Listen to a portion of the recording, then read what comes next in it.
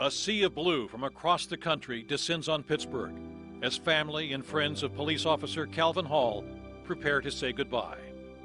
There are no amount of words that I can say to comfort my mother. Her heart has been ripped out of her, and I have to watch her suffer every day for the loss of her son. As fellow officers salute his service. Calvin exemplified what we are as police officers. And as the city honors a fallen police officer. I can tell you he made a difference with us, he made a difference with the community, and he made a difference in his life.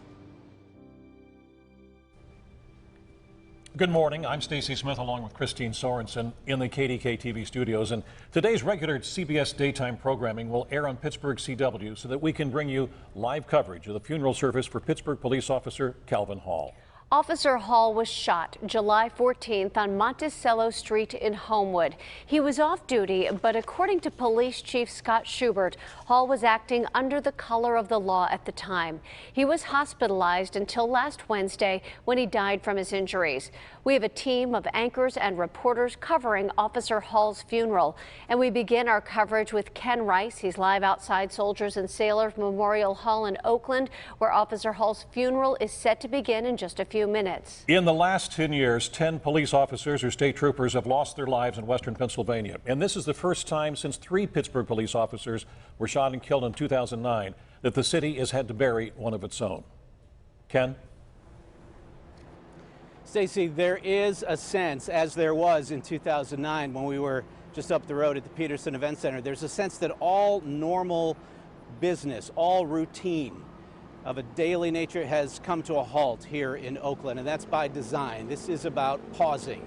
It's about reflecting and honoring and respecting the service and the dedication of a fallen hero. It's been eerily silent here today with the exception of the sounds of bagpipes as officers were arriving, helicopters in the air, but otherwise quiet. And we're preparing for this service at which we will hear from not only dignitaries like the mayor and the police chief, but 2 people who knew Officer Calvin Hall especially well, his partner, Reggie Island, and Sergeant Joe Lewis. It was Sergeant Lewis who brought Officer Hall onto the Northview Heights Public Safety staff. They have a center there to help that community build positive relations with police officers. It was Sergeant Lewis who said to Calvin Hall, I like you. I like your personality. I like that you always have a smile and you're positive. I think you would be an asset to us working in Northview Heights. And that's where he had been until earlier this month when he was tragically shot and killed late that night in Homewood. So a service here today and then full honors as he is buried at Homewood Cemetery. There was some question initially whether because he was off duty at the time of his death, would there be a funeral with full honors? If that was in doubt, I think it was in doubt only for a brief amount of time. The police chief saying that essentially Officer Hall that night on Monticello Street was acting as a police officer, as a peacemaker, trying to bring a dispute in the street to an end. So today, that means all of the honors that we saw 10 years ago for the 3 officers killed in Stanton Heights. It means the funeral here, and then the procession on to Homewood Cemetery. Officers from all over the country here to pay tribute to a fallen brother. It means bagpipes. It means a riderless horse. It means a flag-draped casket. All of the traditions, military-style traditions, will be afforded to Calvin Hall today as he is laid to rest. So we're waiting for the service to begin right now. There are dozens and dozens of police officers from not just the city of Pittsburgh, but of course many, many surrounding departments. They were using Port Authority buses this morning to bus some of Officer Hall's fellow officers from Zone 1 over here today. Officers from the Pittsburgh Police Training Academy bused here today. 5th Avenue in Oakland, headed east, is at a standstill. They have allowed some traffic now to continue moving to the west toward the city.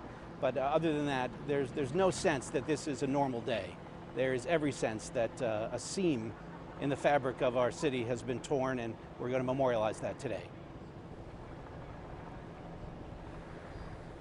Let's bring in Lisa Washington, also here at Soldiers and Sailors. Lisa. Ken, good morning. We are actually a little closer to the entrance of Soldiers and Sailors Memorial Hall. Take a look behind me. You can see the last few officers have just made their way inside the Memorial Hall, but you still see a number of Pittsburgh police officers who are standing guard at the entrance to this hall. Certainly this is a secure event as the hundreds of officers, men and women in blue, have come to pay their respects to Officer Calvin Hall. I also want to show you that his police cruiser is here. It was initially parked out in front of Zone 1, but today for the funeral, Officer Hall's cruiser is parked in front. You can still see the blue wreath in front of it. As you said, there were policemen and women from many different departments. I tried to count the different departments I saw, but at about 24, I lost count. I can also tell you that several members of the Pittsburgh City Council are here as well. I believe you mentioned that Pittsburgh's Mayor Bill Peduto is among those who are scheduled to speak today,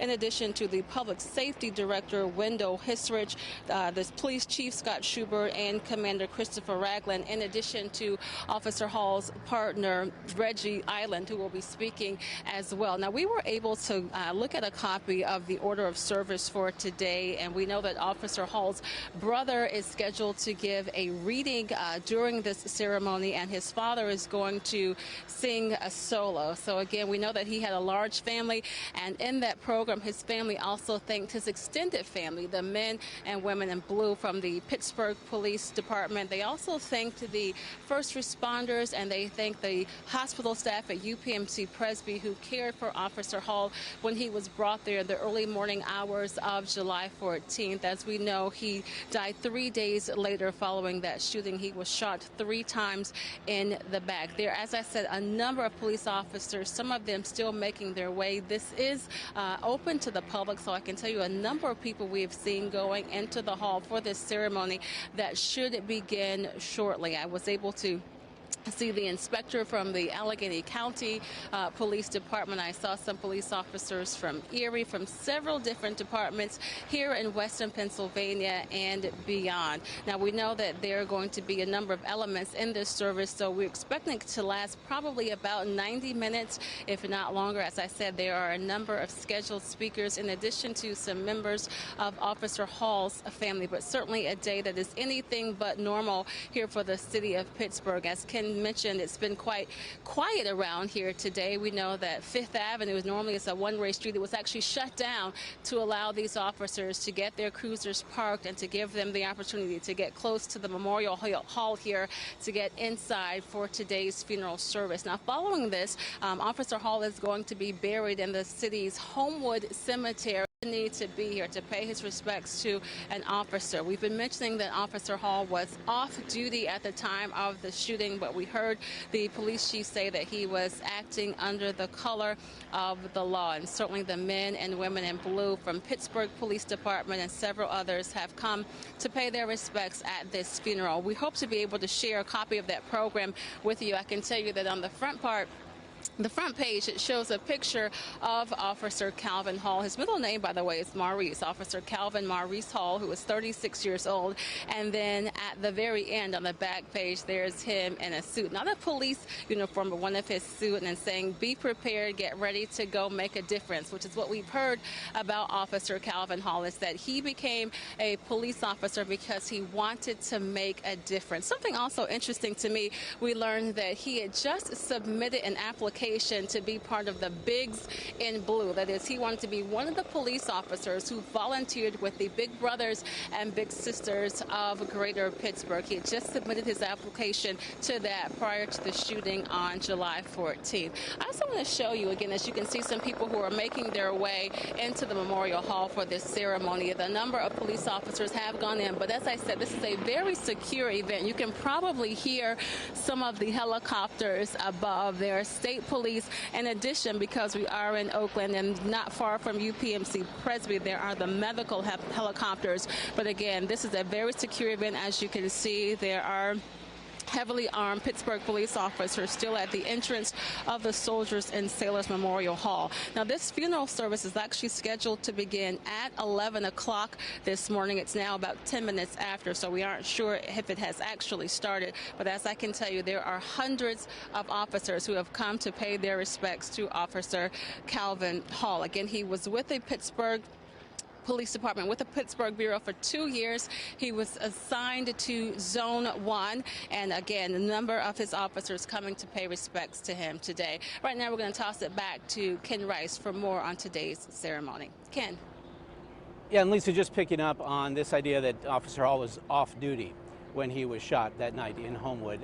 The Public Safety Director, Wendell Histrick, was very quick to say, off duty or on duty, you're still an officer, you're still trying to protect us. And that's what I think led to this almost, very, very fast, very quick decision that this would be a memorial service with full honors, as would be extended to an officer actually in uniform on the job. But I was reminded, I was talking to a former chaplain with the Pittsburgh Police Bureau who reminded me that in the tragedy in Stanton Heights in 2009, one of those 3 officers, Eric Kelly, you may recall, was off duty. His 2 colleagues had been sent to a domestic dispute. Officer Kelly had just finished his shift. He had gone home, was still in his vehicle, about to go home. At the end of his shift, he heard the call. Off duty, he went to assist his fellow officers, and that's when he was killed. So that is an example of an officer, again, never, let me put it this way, a police officer is not something you do, it's who you are. And I think that was exemplified in the actions of Calvin Hall in Homewood that other night. I also spoke with Calvin Hall's first partner, a man named Richard Bratcher, worked with him at his first job at Schumann Detention Center. And he said very early on, the young men there knew that Officer Hall was someone that they could trust, but he was someone not to mess with. He came from the streets, grew up in Braddock, went to Woodland Hills High School, and even though he had a smile on his face, even though he was upbeat, soft-spoken, the young men there learned that he was all business, that they could respect him, that he would be gentle, but he also could not be trifled with. And it was there working at Schumann, I'm told, that he got this idea, I don't want to wait for these young men to already be in trouble. I would like to make a difference in young people's lives before they end up at a place like the Schumann Juvenile Detention Center. And again, according to his friend Richard Bratcher, that's what propelled him into a policing career. Now let's listen as the service is beginning.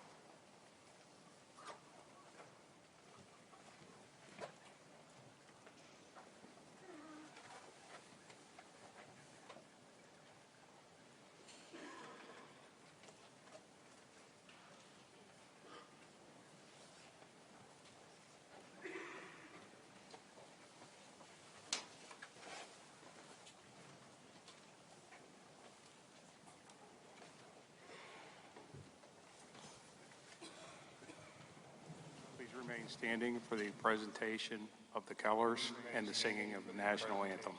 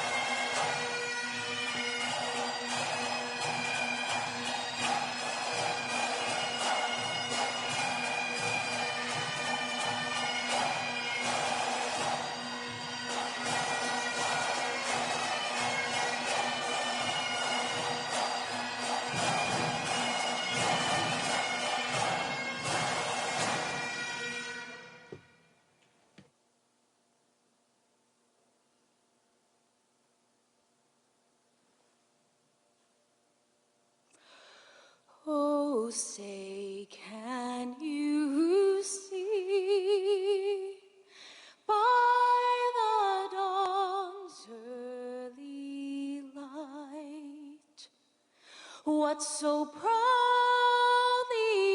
we hailed at the twilight's last gleaming, whose broad stripes and bright stars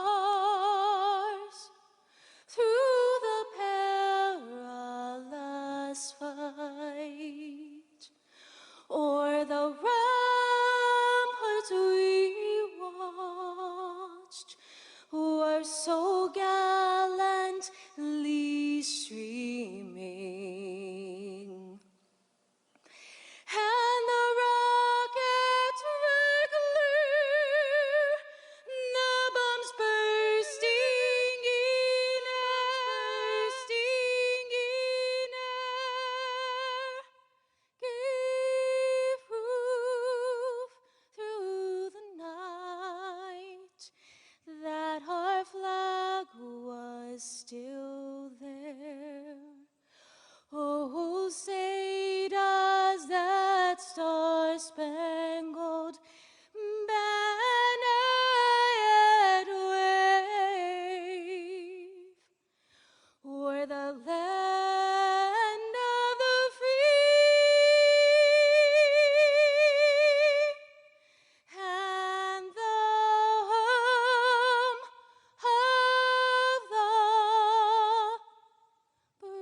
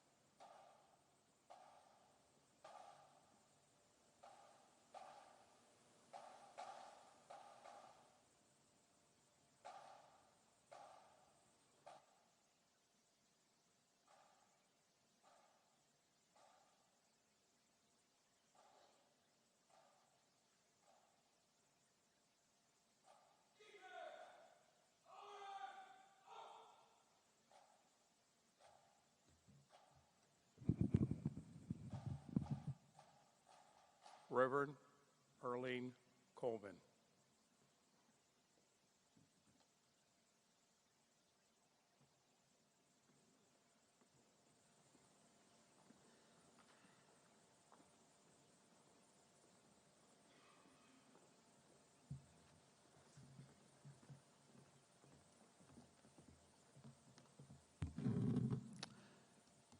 Good morning.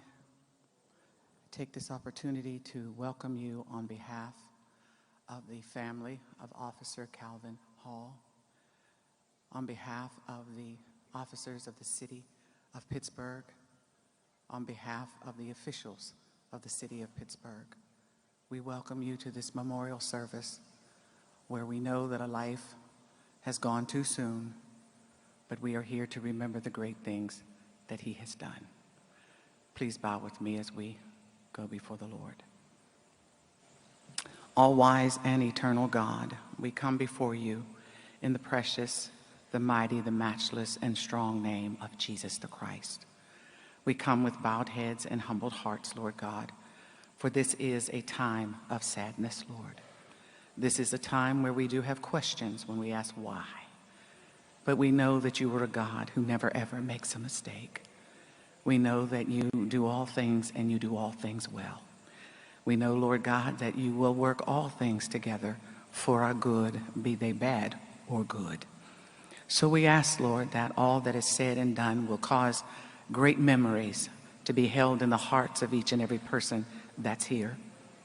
For there are memories that no one can take from each and every person that has experienced the life of Officer Calvin Hall. So God, we thank you for each person that has made their way out here. We thank you that we know that your presence is here.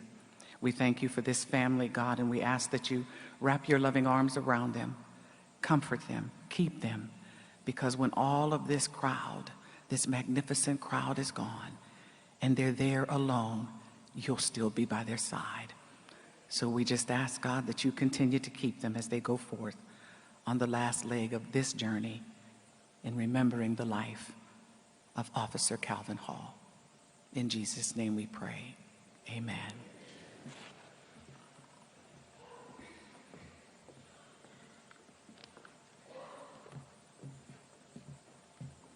Please remove your hats and be seated.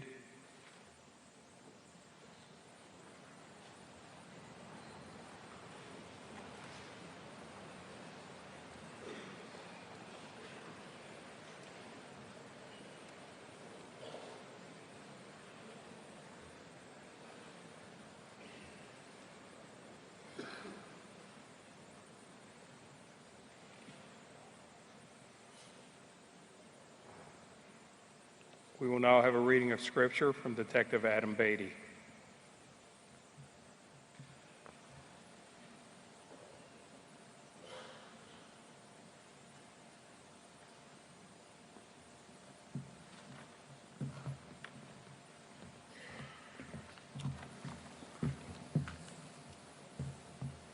A reading from the book of Psalms. The Lord is my shepherd, I shall not want. He makes me to lay down in green pastures. He leads me beside the still waters. He restores my soul. He leads me in the path of righteousness. Yea, though I walk through the valley of the shadow of death, I will fear no evil, for you are with me. Your rod and your staff, they comfort me. You prepare a table before me in the presence of my enemies. You anoint my head with oil, my cup runs over. Surely goodness and mercy shall follow me all the days of my life, and I will dwell in the house of the Lord forever.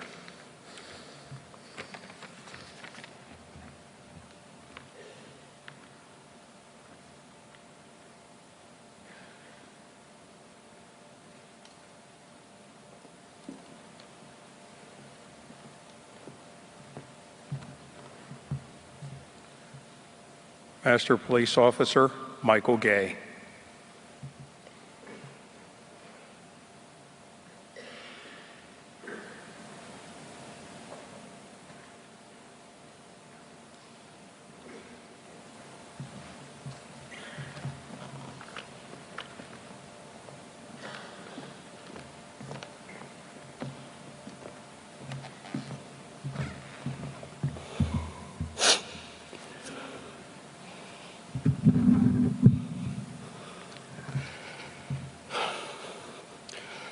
Amazing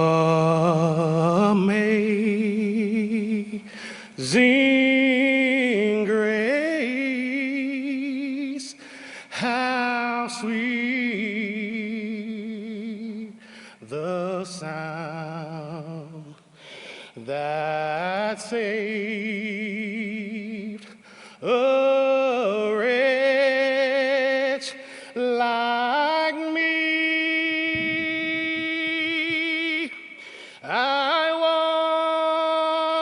once was lost, oh, but now I'm found.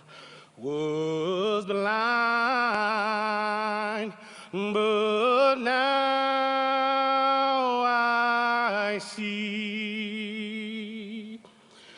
'Twas grace that taught my heart to fear, and grace my fears relieved. How precious did that grace appear the hour I first believed. Through many dangerous toils and snares, we have already come. 'Twas grace that brought us safe thus far, and grace will lead us home.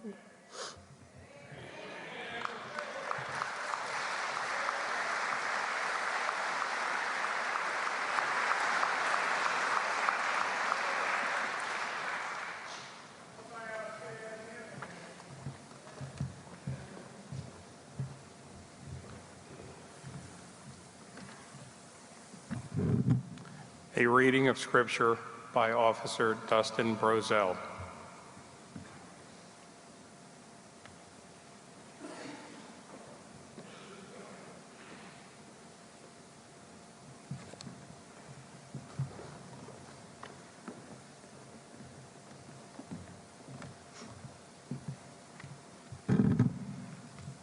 A reading from the book of John. Let not your heart be troubled. You believe in God, believe also in me. In my Father's house are many mansions. If it were not so, I would have told you. I go to prepare a place for you. And if I go and prepare a place for you, I will come again and receive you to myself, that where I am, there you may be also. And where I go, you know, and the way you know. Thomas said to him, Lord, we do not know where you are going, and how can we know the way? Jesus said to him, I am the way, the truth, and the life. No one comes to the Father except through me.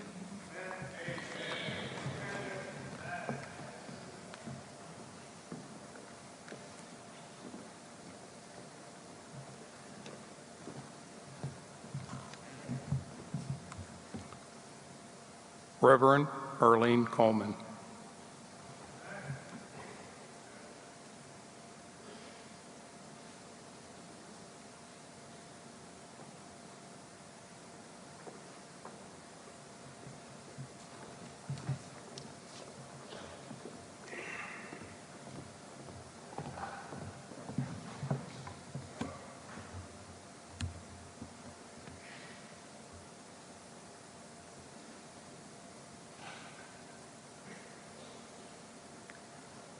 I did not know Reverend Calvin Hall personally, but a couple of times I did have the opportunity as we passed one another at UPMC McKeesport to say hi as he was working there.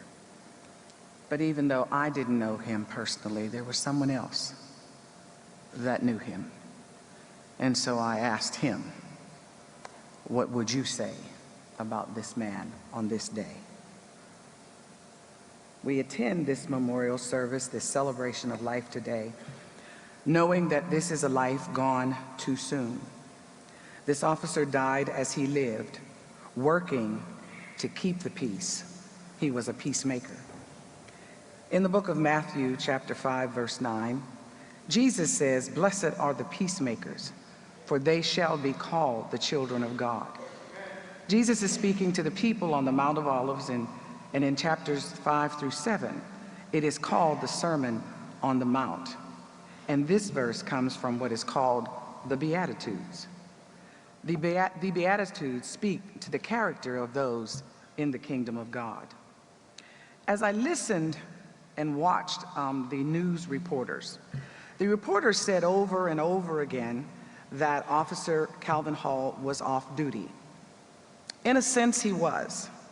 That kept sticking in my spirit when they would say he was off duty. Something kept ringing in my spirit, and as I prayed, I got a response from the Holy Spirit. Off duty he was, in the sense that he was not working a shift. He was not wearing his uniform or his badge, and he was not carrying his gun. But there's another piece to the uniform of officers. Another piece that's not seen by the natural eye. That other part to the uniform is a caring heart, the heart of a peacemaker. It can't be removed, that piece, even when he is supposedly off duty. The heart that wants to keep peace, the heart that wants to make peace, the heart that wants to protect others, as well as him or herself. But in spite of wanting to protect themselves, each day he or she wears that uniform and faces the issues of each day. The caring heart is never off duty. That's why on July 14th, when Officer Hall was supposed to be off duty, he stepped in trying to make peace. That piece of the uniform that you cannot see with the natural eye was still at work. Let me give you a story that I'm going to give you this little short story because I am an avid law enforcement watcher. I watch all of the shows. I watch Chicago PD, Blue Bloods, Hawaii Five-0, SUV, SWAT, The Code, FBI, just to name a few. My husband would ask me sometimes, aren't you tired of catching criminals? No, not yet. But my favorite is Gunsmoke. I like Matt Dillon. He's a great law enforcer.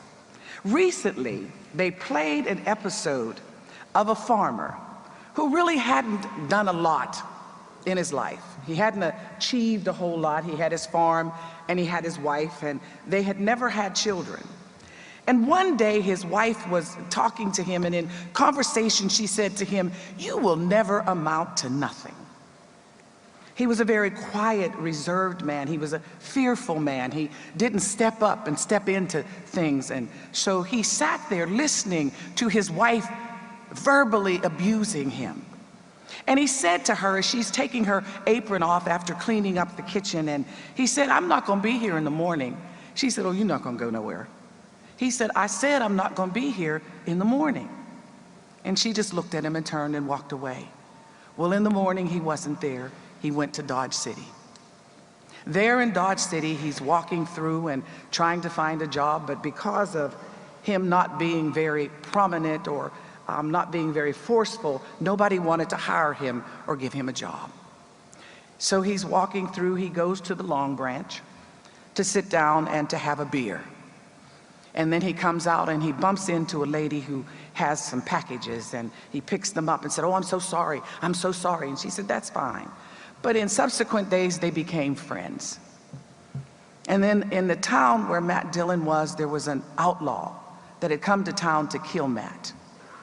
And so he was there waiting because Matt Dillon was out of town. And the farmer is walking around trying to find a place to sleep.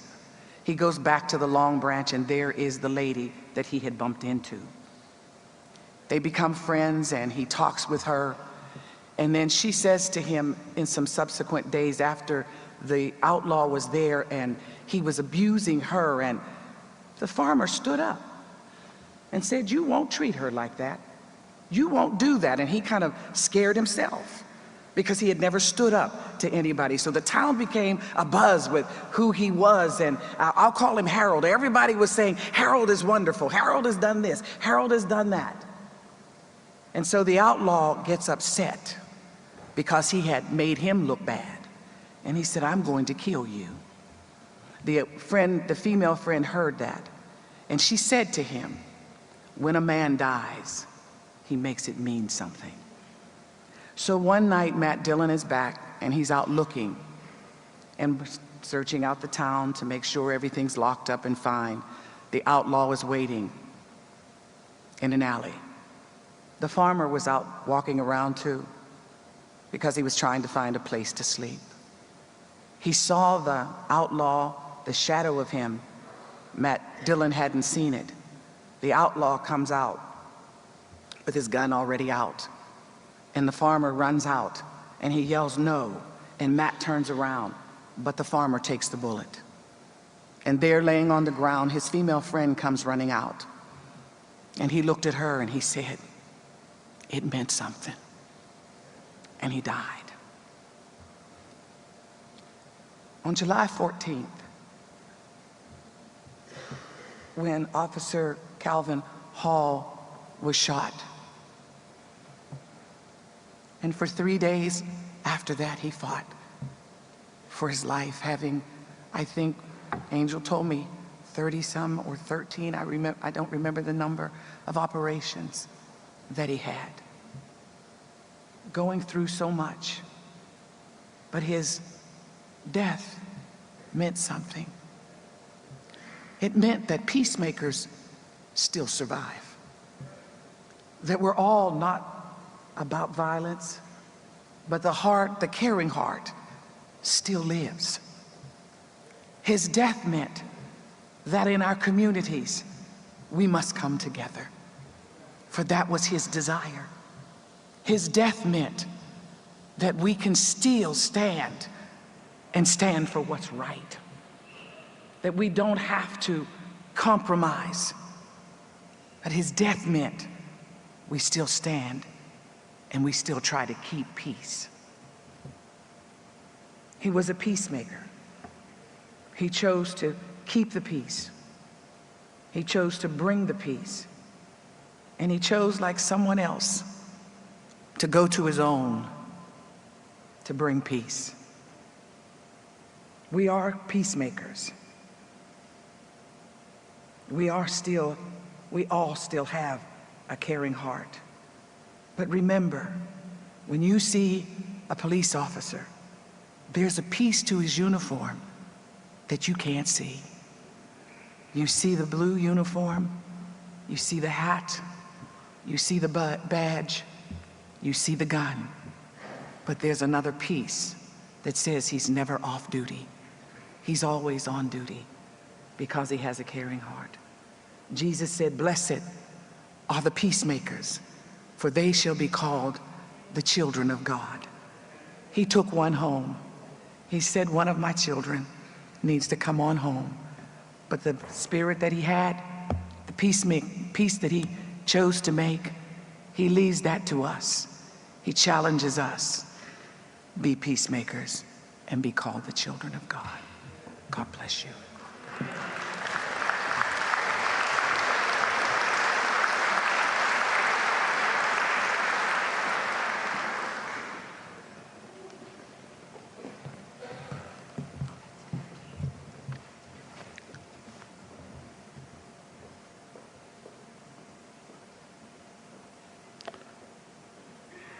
the Mayor of the City of Pittsburgh, the Honorable William Peduto.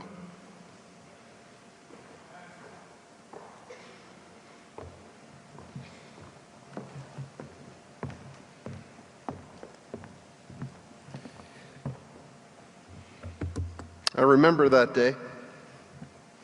We were gathered down at headquarters. Beautiful day. One of the best parts about the job is being able to give the oath of office to public safety officials as they start their vocation. I always tell them, you're not starting a job, you're starting a vocation, something you were called to do, something that you knew you were going to be at a very early age, or something that you decided to change your career in order to become. And when I hear the bagpipes play, I often think, and I say a small prayer, that I never have to hear them a second time. But we're gathered here today when the bagpipes played. We gather to celebrate the life of Pittsburgh police officer Calvin Hall. And first, in celebrating that life, we need to thank his family, his loved ones, and his friends. For they're the ones that shared him with us. And we need to thank you for that. The sacrifices that he made were to protect the people of the city of Pittsburgh. That he took on is what you lost, and we're here to say thank you. Of hearing the stories of a potentially torturous sister, an older sister who Calvin, as we learned, had become the spirit of that family, didn't put up with it, but enlisted the help of an older brother to get back. To the stories of a mama's boy, the youngest son, the youngest child, and somebody who always was worried about his mom and protected her like he protected us. To his beautiful and loving fiancée, Angel, who fought every bit as hard to make sure that Calvin's dream of becoming a member of the Pittsburgh Bureau of Police became a reality. And to the entire family that fought just as hard during those final days to make sure that as he fought for his life, you did as well. On behalf of the people of the city of Pittsburgh, thank you to all of you for sharing Calvin Hall with us. Second, we need to thank those that served with him, whether directly or indirectly, those that have chosen a career to become a police officer. As I said earlier, it's not a job. It goes against all the things that we are trained to do as people. When a building is burning, we run the other way. You run in. When somebody has a gun and they're threatening others, we seek shelter. You seek them. And you put yourself in a position that others don't choose or wouldn't choose. And Calvin was part of your family as well. From the very earliest time, Calvin Hall wanted to be a police officer. From the times of high school and earlier, he had already chosen what his dream was to be. As his brother told me, on that day was the proudest day for a big brother. That if you look at the pictures, his smile is larger on that day, realizing that Calvin had reached his goal and his dream of becoming a Pittsburgh Bureau of Police officer. In college, he worked his way through school to pay tuition by working at McKeesport Hospital. He would go on to serve and work and be able to get a job at Schumann. And then eventually, that dream of becoming a Braddock police officer. And then Point Park University. And then finally, the Pittsburgh Bureau of Police. That perseverance, that strength, that courage was with him from the time he was little. And it went all the way through the night that we almost lost him, the day that we did. Finally, we thank the man, Pittsburgh Bureau Police Officer Calvin Hall.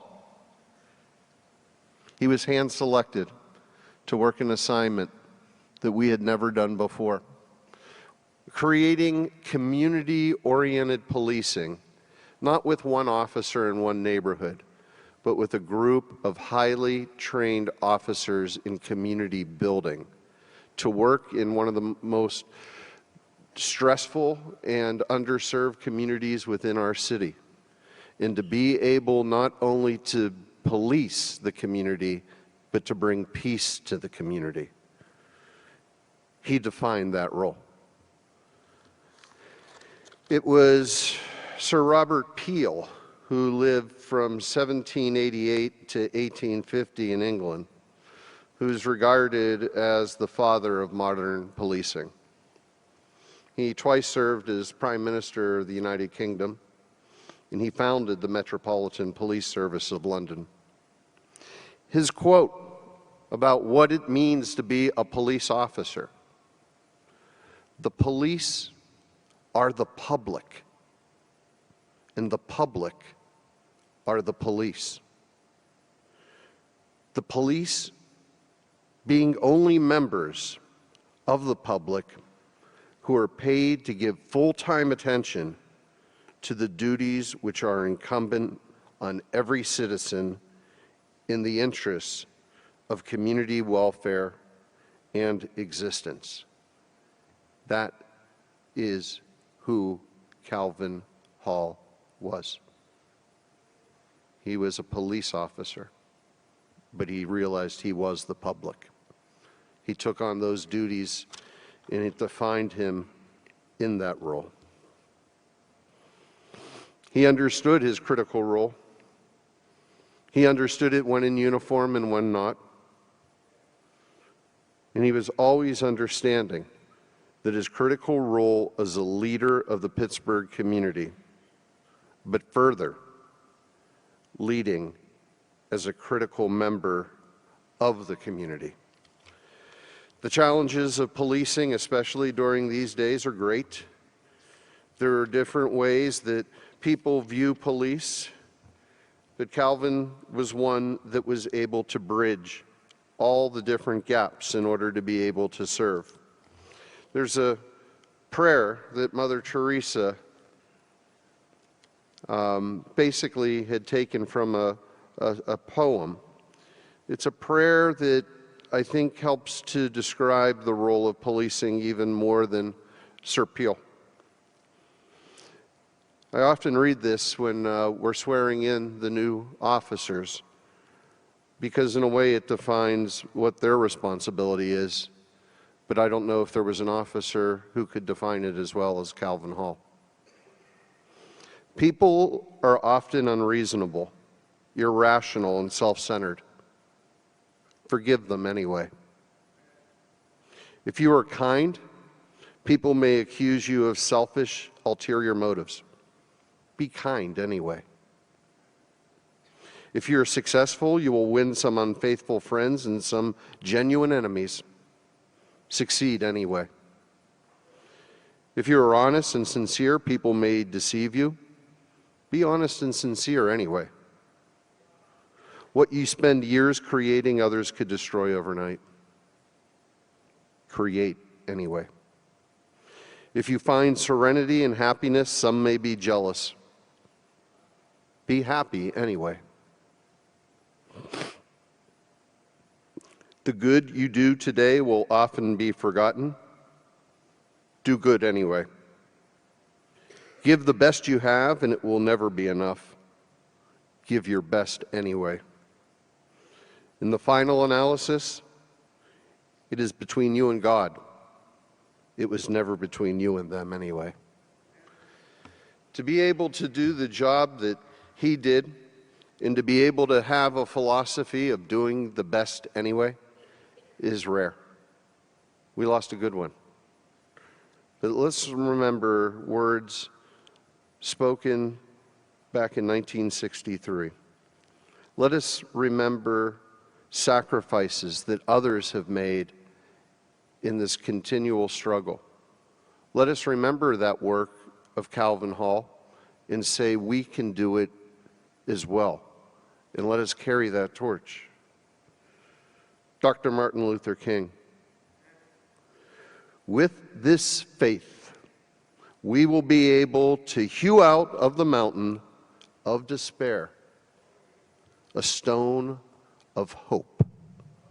With this faith, we will be able to work together, to pray together, to struggle together, to go to jail together, to stand up for freedom together, knowing that we will be free one day.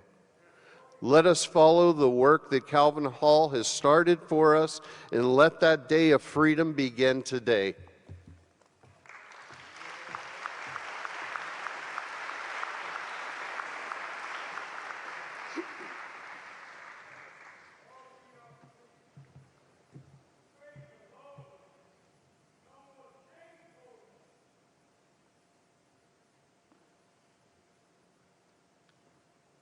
Director of Public Safety, Wendell Hesrick.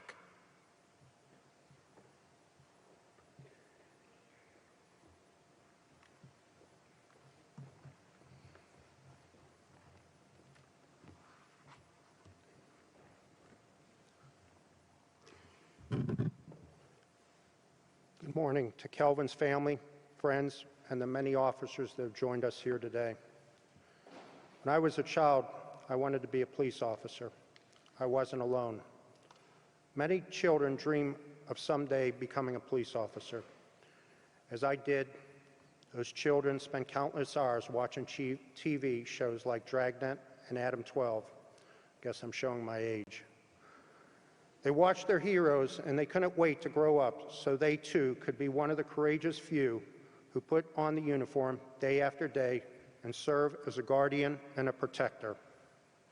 It's a common childhood dream to become a police officer, and it's easy to see why.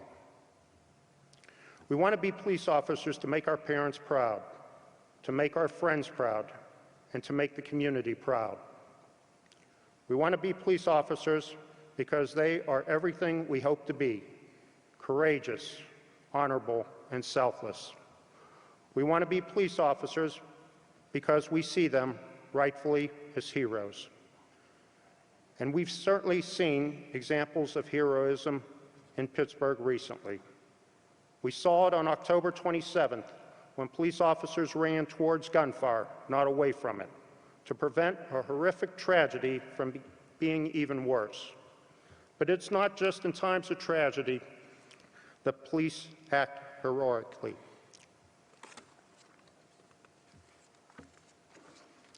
We find their heroism in the watch commander who talks a suicidal young man off a bridge in the middle of the night. We find it in a detective who assures a victim of a violent assault that they will not rest until justice is served. We find it in the patrol officer who diffuses a tense situation with words rather than weapons. And we find it in officers like Calvin Hall, a young officer just 2 years out of the academy who went out on his beat every day, determined to connect with the people he served. Working in Northview Heights is not an easy assignment.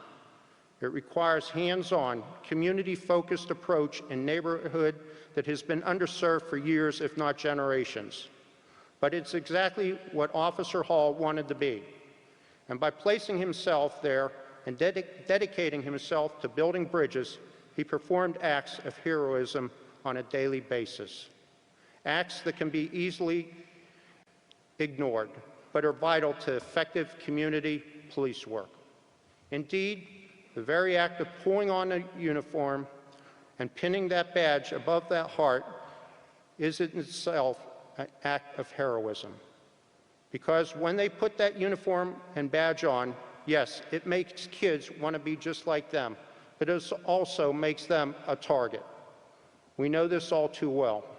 Here and elsewhere, police officers know it's a part of their job, yet they still put on the uniform and badge day after day, year after year. Why do we want to be police officers? Because they are intelligent. They gather evidence, asks tough questions, solves complex riddles in order to assure that justice is served. We want to be police officers because they are noble. They provide help to those who need it most and protect the most vulnerable members of our society. We want to be police officers because they are living example of our collective potential. They're who we want to be. Like so many kids in America, I wanted to be a police officer. Why? For all the reasons I've stated and more. Or to put it simply, we want to be police officers because we want to be like Calvin Hall.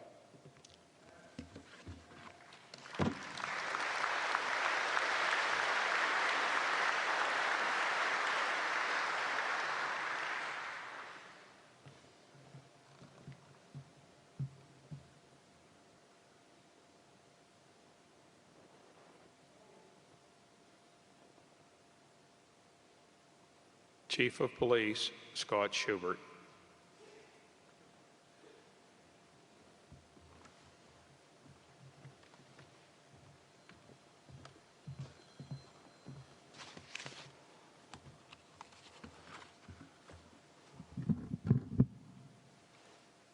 On behalf of the Pittsburgh Bureau of Police, I want to thank everyone for being here to help honor Officer Calvin Hall and support his family and friends during this most difficult time.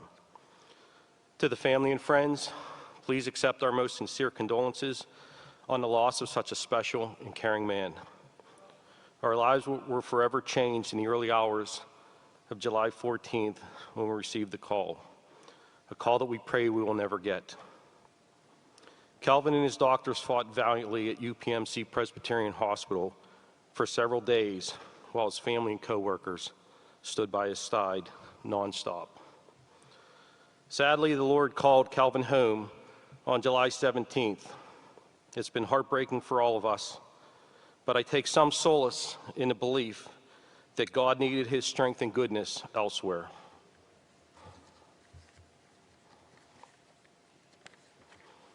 We are extremely sad, angry, and confused from the senseless act of violence against such a good man. A man who dedicated his life to helping others and making a difference.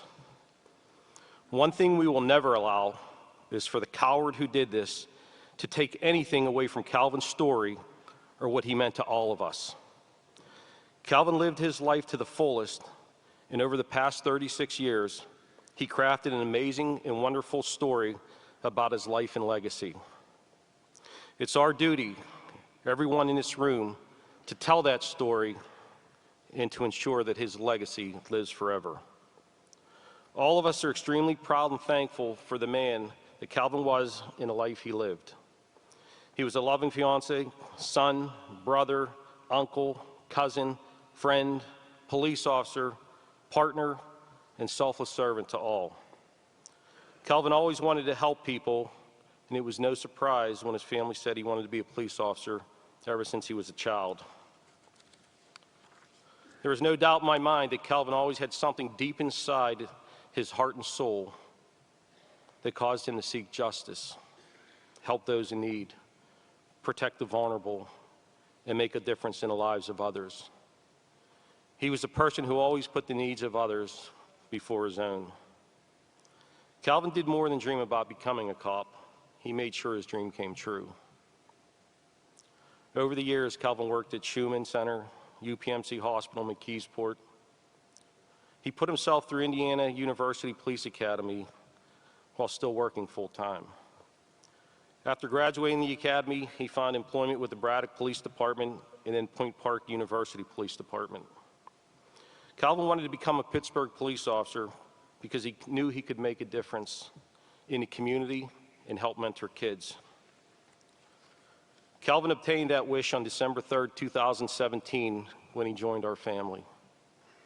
I can tell you that Calvin came highly recommended from his prior employers because of his strong work ethic, vibrant personality, and selfless commitment to helping others. I think that speaks volumes of the kind of person Calvin was and the impact he had on others. Over the last week, I've had an opportunity to speak with many people who knew Calvin, and everyone had similar heartwarming stories about this incredible man, friend, and police officer. One officer I had a chance to talk to knew and worked with Calvin for the past 5 years. She went to the academy with him. They worked at Point Park University together, attended classes at Point Park together, and eventually joined the Pittsburgh Police together. It's a pretty incredible path they took together, but what hit home to me was the story of how Calvin, when he was an officer at UPMC McKeesport, would check up on her pap, who was a patient at the hospital. Calvin would do it without being asked and would always update her every time he stopped to visit. It's those little acts of kindness that help define the character and quality of a person. I can tell you in all honesty that we were truly blessed when Calvin became a member of the Pittsburgh Bureau of Police, and we were all better people because of him. The death of a police officer hits us hard, even more so when it's a member of our own police family. Unfortunately, my interactions with Calvin were limited since he joined the police department. But what I can tell you, and I'm sure many will agree, when you talked to him, you knew immediately there was something special about him. His smile was contagious and his demeanor was genuine. You could tell instantly that he cared about being a police officer and he cared about making a difference in the community. To all of our police officers and other members of law enforcement in attendance today, thank you again for coming and thank you for your service. Thank you for choosing this noble calling and for dedicating your life to serving others and keeping people safe. It's comforting for us to know that you're out there patrolling our streets and keeping order. You have a difficult job on so many levels, but please know that we care about you and we appreciate the countless risks you expose yourself to help keep us safe. There's no doubt in my mind that it's that selfless service that sets you apart from others. You walk a line of courage, hope, and righteousness, and that's what allows good to triumph over evil. I must admit, even after 27 years as a cop, I'm always in awe at the fact that you run into danger without hesitation to help a person you don't even know, while others flee for safety. That speaks volumes about your character and who you are as a person and as a public servant. Please stay safe out there, and please watch out for one another. I want to thank the community for their outpouring of love and support for the family and our officers during this dark time. It truly means more than you will ever know. A very heartfelt thank you to our peer support team and to Sergeant Joe Lewis and his Northview Heights crew for everything you've done for the family during this most difficult time. We are forever grateful for what you did for Calvin and for his loved ones. In closing, I want to extend our love and condolences to the family, the officers of Zone 1 who worked closely with Calvin, his classmates, VR 17-02, the detectives who are tirelessly working the investigation, and all who were impacted by his goodness and love. When we swore Calvin into the Pittsburgh Police, I told the family that they would be a part of our police family as well. Those words were not idle. You will forever be a part of our family in blue. You will also find a strong and loving family with the concerns of police survivors, cops. You will find comfort with the Sholos, the Maleys, and the Kellys who share your grief and share your pain. So rest in peace, Officer Calvin Maurice Hall, badge 4673. You were a model officer and you made a difference. You made a difference in us, you made a difference with our community, and you made a difference in our life. You were loved by many, and you will never be forgotten. God bless you.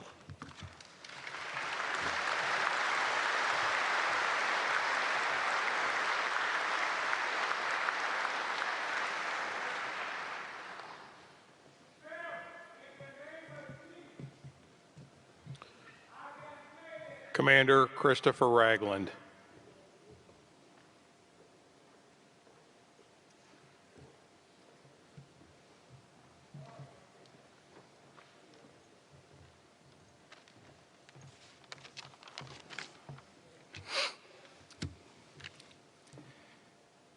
There is nothing to prepare us for a day like today. There is no blueprint or roadmap that guides us on how we should act, what we should say, or how we should feel. I choose to celebrate Calvin by sharing a memory. I had the privilege of being Calvin's commander at Zone 1 on the north side. One of the many things I like to do is meet with the new officers as they are assigned to the zone. During my meeting with Calvin, we chatted about his prior police work in Braddock and at Point Park University and about growing up in the city of Pittsburgh. One question I always ask during this meeting is, why do you want to be a police officer? When I posed that question to Calvin, a big smile came across his face, and without hesitation, he said, to make a difference in the community. As a commander, that is what you want to hear. But more importantly, I was pleased to see his actions matched his words. Over the next few months, Calvin approached me several times, seeking opportunities that could provide him greater access to the community. During those conversations, Calvin impressed me with his ability to relate to people, his positive attitude, his openness, and his genuine demeanor. When a position opened up in the Northview Heights Public Safety Center, I immediately thought of Calvin. This position would provide him greater access to the residents of the North Side and the ability to make a difference. Calvin jumped at that opportunity and quickly developed trusting relationships with the residents and the Northview Heights team. Sometimes we as police officers underestimate what our presence, our words, and our actions can mean to those around us. Calvin never took that power for granted. Shortly after Calvin's death, a man came to Zone 1 with some food and a story about the difference Calvin made in his life. The man shared that he and Calvin spoke daily during Calvin's shift in Northview Heights. The man said that over the course of many discussions, he confided in Calvin about some personal troubles, including the feeling that his marriage was headed towards divorce. He said Calvin listened to him and provided advice and counsel. The man then looked at me and with his face full of emotion, said those talks with Calvin saved my marriage. Although not a traditional police story, it exemplifies the true nature of Calvin in policing, the ability to listen, care, and help, however needed. Calvin was many things to many people: fiance, son, brother, uncle, friend, police officer, partner. But to all of you sitting here today, let's remember his most important role. Calvin was a difference maker. He will be missed by all.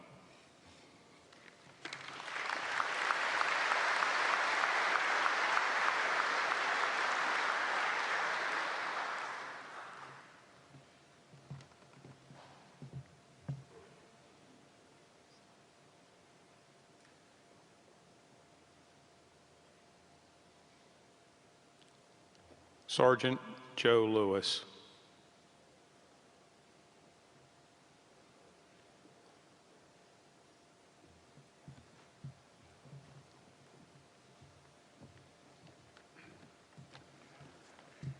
I got to tell you, I've been standing here for about an hour, or sitting there for about an hour, dreading walking up those steps. I don't want to trip and fall. And I don't know what to do with my hands. So at this time, I want everybody in the room to get a big smile on your face. Because I know right now, Calvin is smiling with all of us because we're celebrating his life. Got to go, Mark. Time for me to make a difference. Why did he make a difference?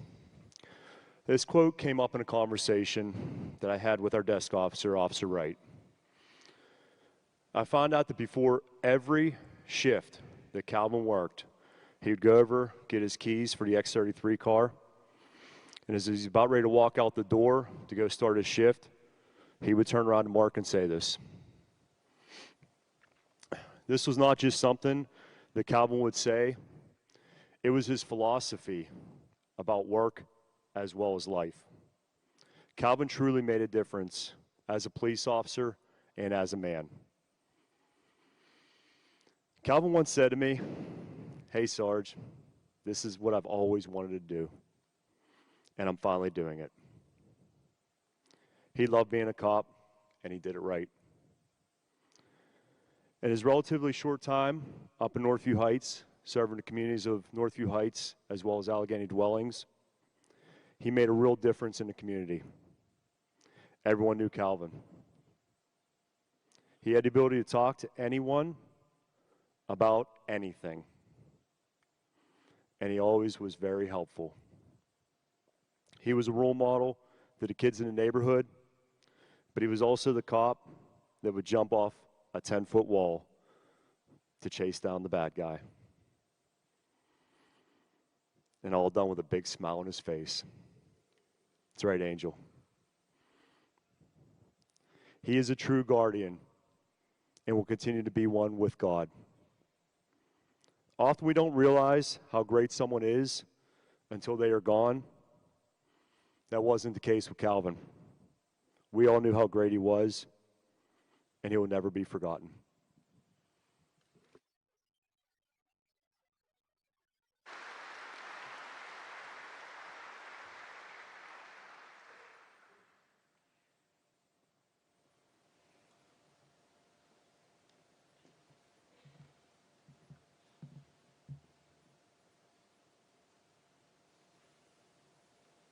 Officer Reggie Island.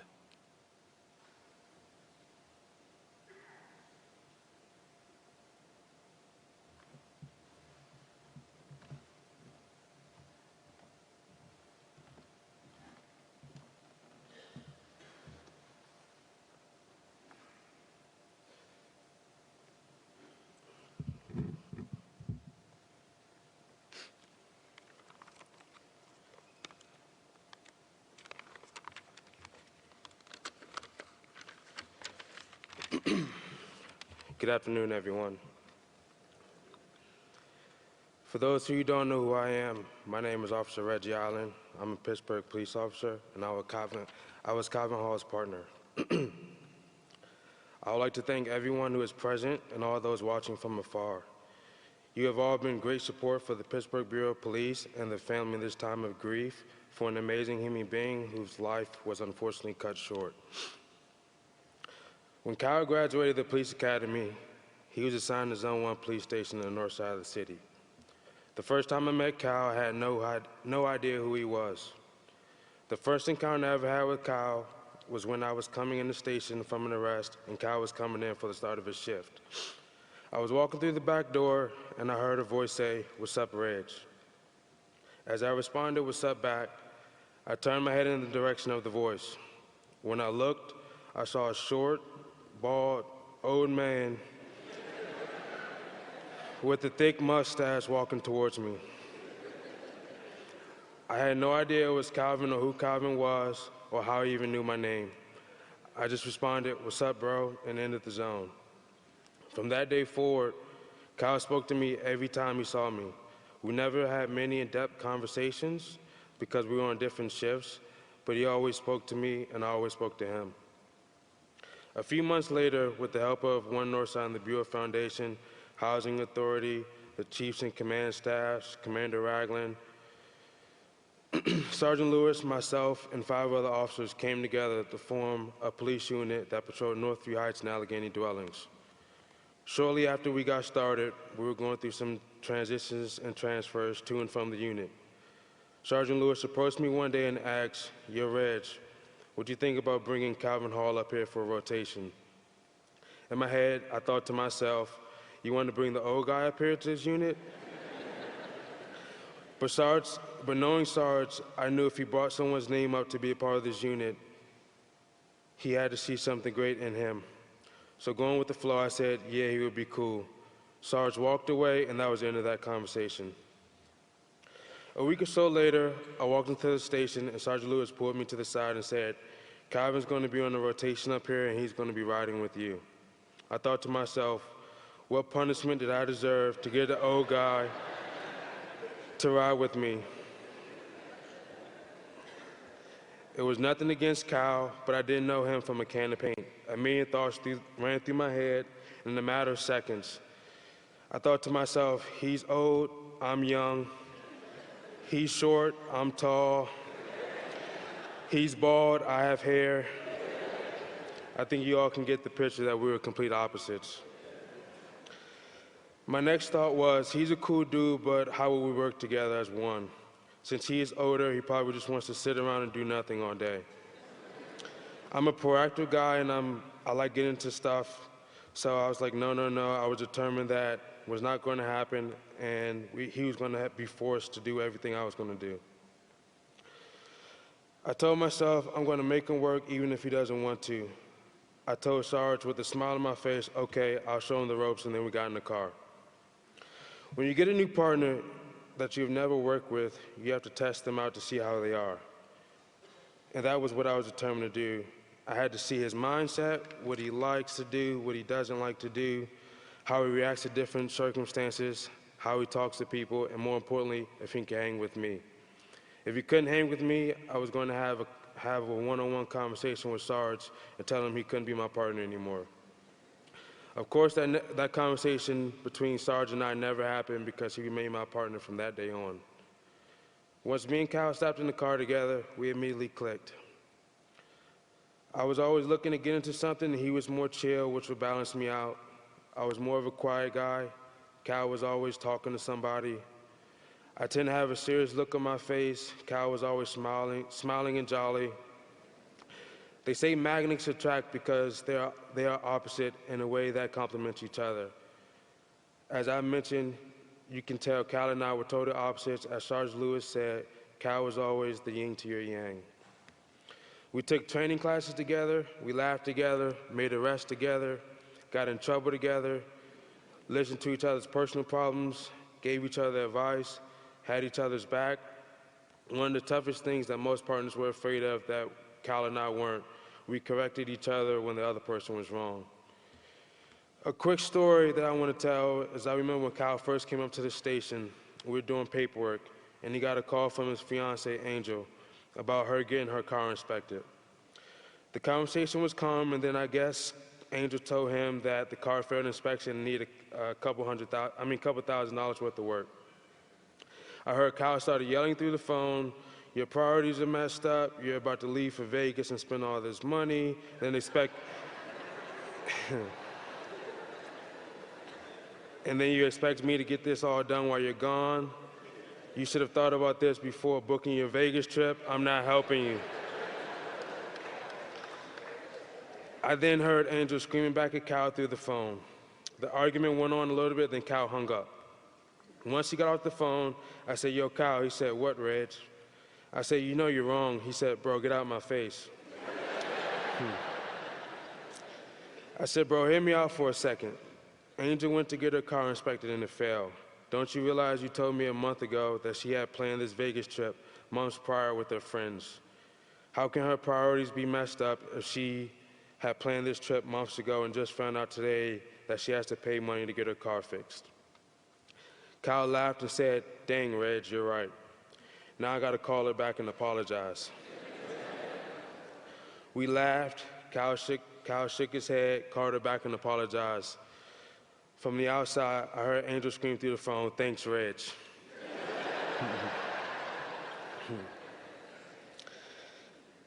Kyle and I were not only partners, but brothers that happened to be partners. A week prior to Kyle's incident, I was detailed to Cops and Kids that the Pittsburgh police put on every year. I was detailed there for 3 straight weeks starting July 8th. Conversation as follows. Tuesday, July 9th, Calvin said, I can't wait till you come back. Dude, I'm pissed. Reggie said, why, bro? Kyle said, it's not the same without riding with you. I said, I'll be back soon enough, man. Kyle says, how's Cops and Kids? I said, man, these kids are bad as ever. Thursday, July 11th, Kyle said, what day you coming back? I said, I don't know yet, a couple weeks, the end of the month. Calvin said, my man. Friday, July 12th, Calvin said, dude, I need you back up here.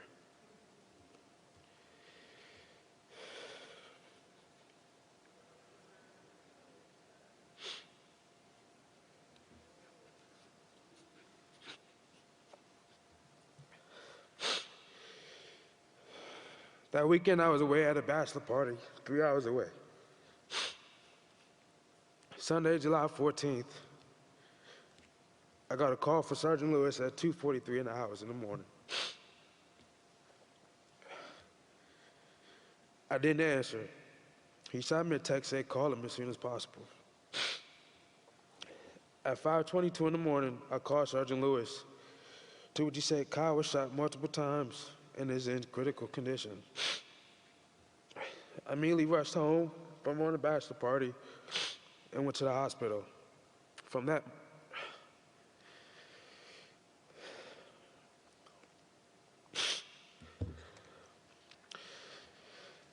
that moment on until Calvin succumbed to his injuries on July 17th, I was at the hospital.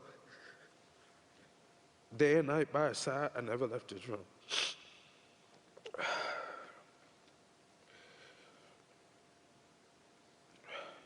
When Calvin died in front of my face, I could not believe it.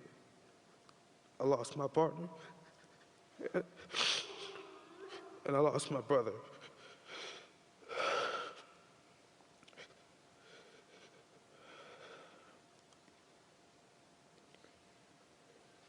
As I sit back and think, why him? Why Kyle? This isn't fair. How could this happen to such a beautiful person who only wanted to do right by his community, but the community betrayed him? I sat back for days, not been able to eat, not been able to sleep, going up and down in my moods. A wise man told me, remember this. You do not realize now what God is doing, but later you will understand. I get lost in the sand because it's not fair that somebody took his life away from us. But I sit up here in front of you crying. I'm here to say that Calvin's legacy does not end here. Calvin's legacy continues, and we must make sure that I would like to personally thank his mother, Luella Hart Carter, his father, Curtis Washington, his brother, Curtis Hall, his fiancée, Angel Warren, as well as all of his family and friends. You are the reason Calvin was the way he was. His morals, his belief, his actions, his character, his personality, all of that was a testament to you all collectively instilling that in him throughout his life. For that, I thank you all greatly. Today, we should mourn no more, but instead celebrate the life of that Kyle lived. Even though it was cut short by a cowardly act, we need to stand strong as one. United we stand, divided we fall. We need to unite as a whole to make us strong again and whole again as a community and as a city. Thank you.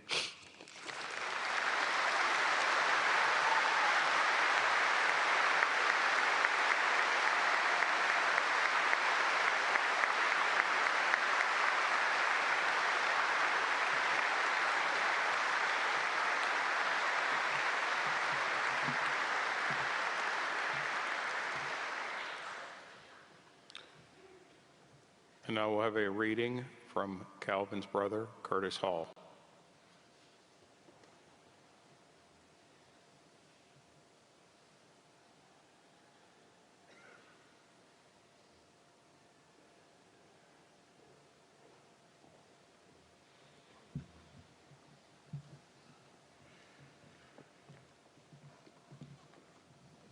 Hi, my name is Eugenia Hall Miller. I'm Calvin's sister. This is my brother Curtis. He's a bit nervous, so I'm going to do the reading. First of all, I want to thank everybody for coming out for showing their love and support for my brother. July 12th, I came to Pittsburgh because my daughter had some errands to run. My short was staying. I called my brother later on that day and asked him where's mom. I've been calling her all day and I wanted to meet up us all together so we can see my mother. And he said, I can't find mom, we'll just meet up at mom's house. And I said, well, I want to see you all together because I don't know when's the next time I'll be in, so I'll just wait for mom. We hung up. He called me back 10 minutes later. I really want to see you. Just meet me at mom's house. I said, I'm so tired. I have to get on the road in the morning. I just don't think I'll make it. I'll see you when I come back again. He called me back again, 10 minutes later. Just meet me over Mom's. I just really want to see you. I said, I'm so tired, Cal. I have to get on the road. I've been up all night. I'll see you when I come back. 20 minutes later, my daughter said, he called you back that many times? He must really want to see you. Let's just go see him. Let's just go over him in Angel's house. So I said, okay. And then she said, I'll get the kids ready. Well, she has a lot of kids, so I said, well, I don't know if Angel and Cal will be up for this. So I told her, we'll just see him next time. Then he called back again, and he said, when's the next time I'll see you? When will you be in town? I said, I don't know, but I'll make sure I see you when I come into town again. That was the last conversation that I had with my brother. I went home July 13th. July 14th, at 3 o'clock in the morning, I got a call from my son. He said, Uncle Cal's been shot. And I said, was he on duty? And he said no. When he said no, my heart sank because I knew he didn't have that bulletproof vest on. I had no clue that that would be the last time that I would ever talk to my brother.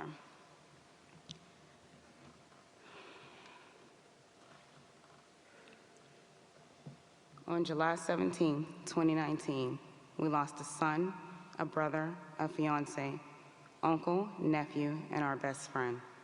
His compassion for others and the love that he had for his family was like no other. He was the rock of our family. He was the glue that held us together. His hard work and his accomplishments spoke for itself. He was determined to achieve his goal, which was to protect and serve. He was well aware of the struggles that communities faced, and he was determined to help them break the barriers that were holding them back by networking in the communities. He was determined to build a bridge between civilians and police officers. We are deeply saddened that we will never get to see his big, beautiful, bright smile that lights up any room that he enters, his awesome personality, his unmeasurable amount of love that he had for his parents,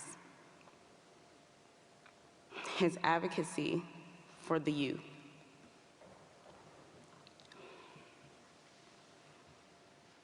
My mom said that Calvin told her that the youth are our future. And he told her, in order to be successful, you have to work hard at everything you do. You have to be willing to put in the work because nothing comes easy, but it will pay off in the end. I want to read a quote that was requested by his parents. This quote is by Leo Buscaglia. Too often, we underestimate the power of a touch, a smile, a kind word, a listening ear, an honest compliment, or the smallest act of caring, all of which have the potential to turn a life around. On behalf of Officer Calvin Maurice Hall, I ask that you continue his legacy by committing random acts of kindness. You might not realize it, but every small interaction with someone is an opportunity to have a positive impact on both your lives. I also want to thank Calvin Hall's extended family, which is the men and women in blue. We thank you from the bottom of our hearts for loving our brother, for showing so much support to us, for never leaving his side. You were there every day and every night. You never left his side. Even when I went to go view his body, someone was there with him at all times, and we want to thank you for that. We appreciate your love from the bottom of our hearts. In closing, please continue to keep us in your hearts and prayers as we try to cope through this difficult time. Thank you.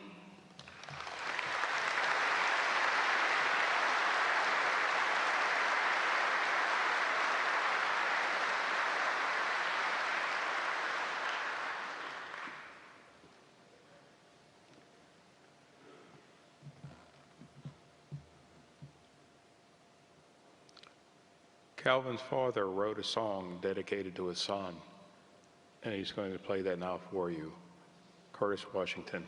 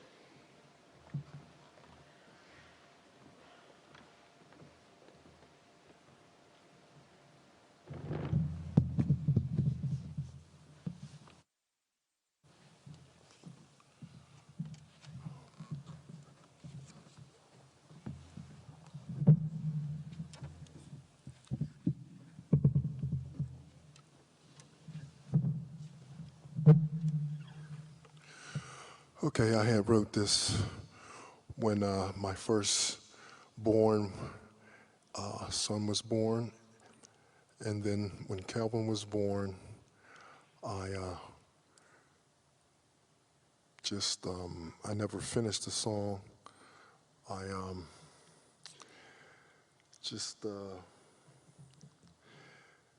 you know, from the 80s, I had a couple lines written, and now that this tragedy has happened, I tried to do some revisions on it.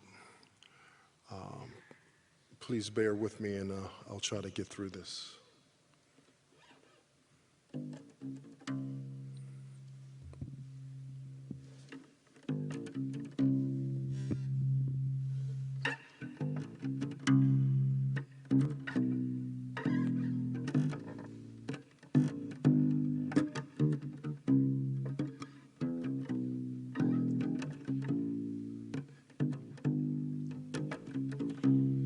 I loved you before,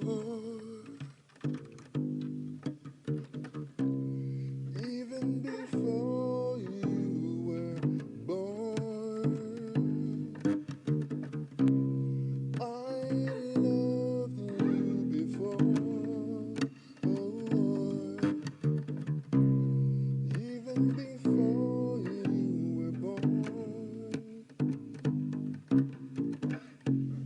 Now it's time for you to come, born onto this earth, unlike Nazareth, Jerusalem. Now that you're finally here, there's nothing more to say except accelerate this blessed day.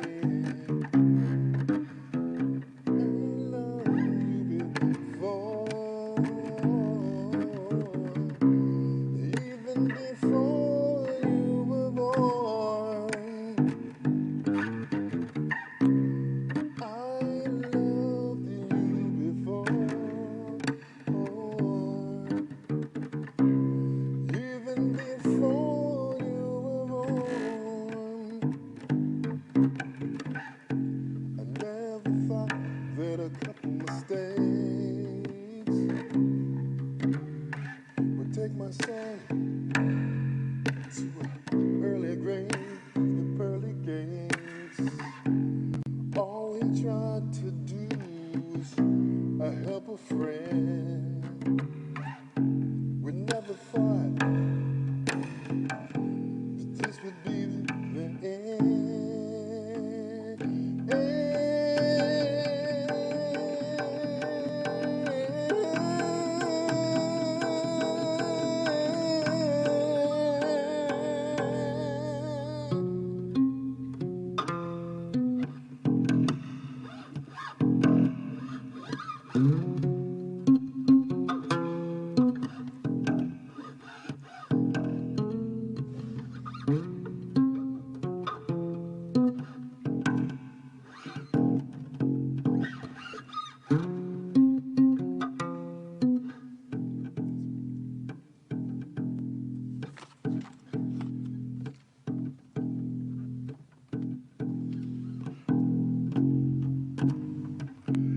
Now your spirit will run free,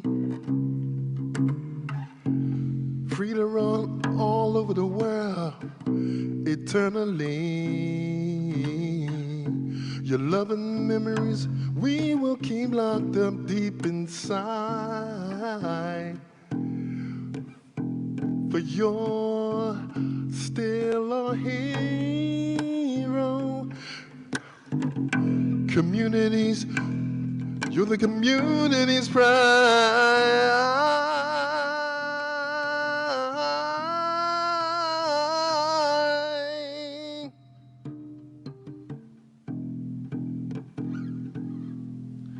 Calvin Maurice.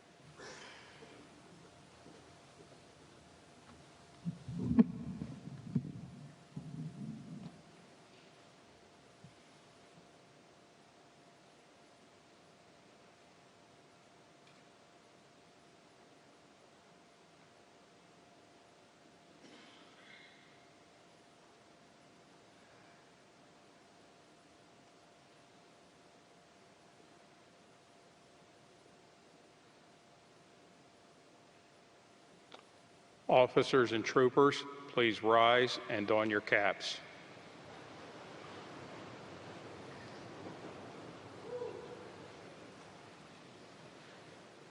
We'll now have a musical selection from the USCT Drum Corps.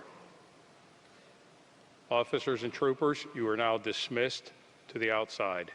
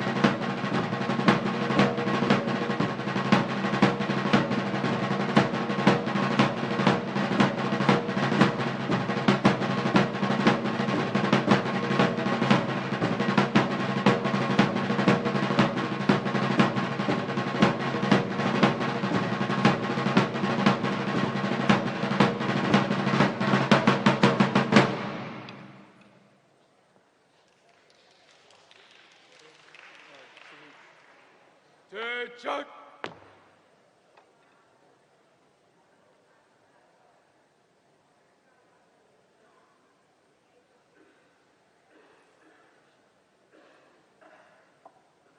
Right face!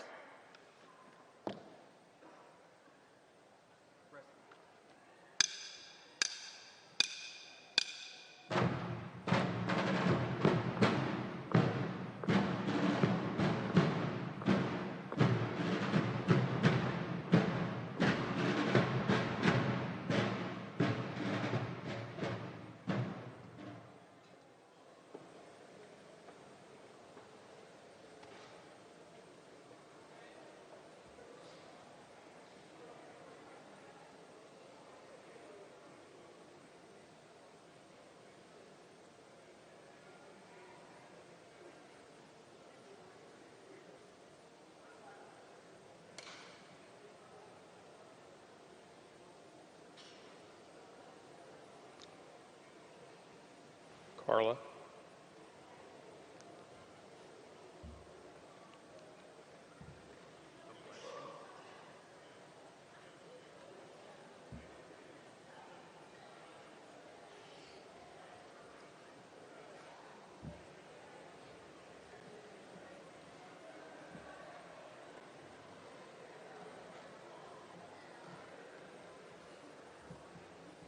Reverend Coleman will now give the blessing.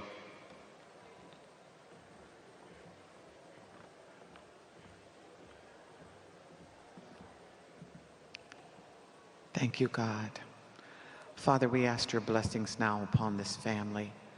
In this their time of sadness and sorrow, Lord God, we ask again, Father, that you would wrap your loving arms around them and strengthen them as they go forth, Lord. Father, allow them to continue to let the spirit of Officer Calvin Hall to stay in their family, Lord, that they would continue to live that legacy out of the caring heart and doing kindness, even as his sister said, that you would reach out and do a kindness to others. So give them that heart, give them that mind, give them that mindset. And Father, as all things we do it in Jesus' name. Amen.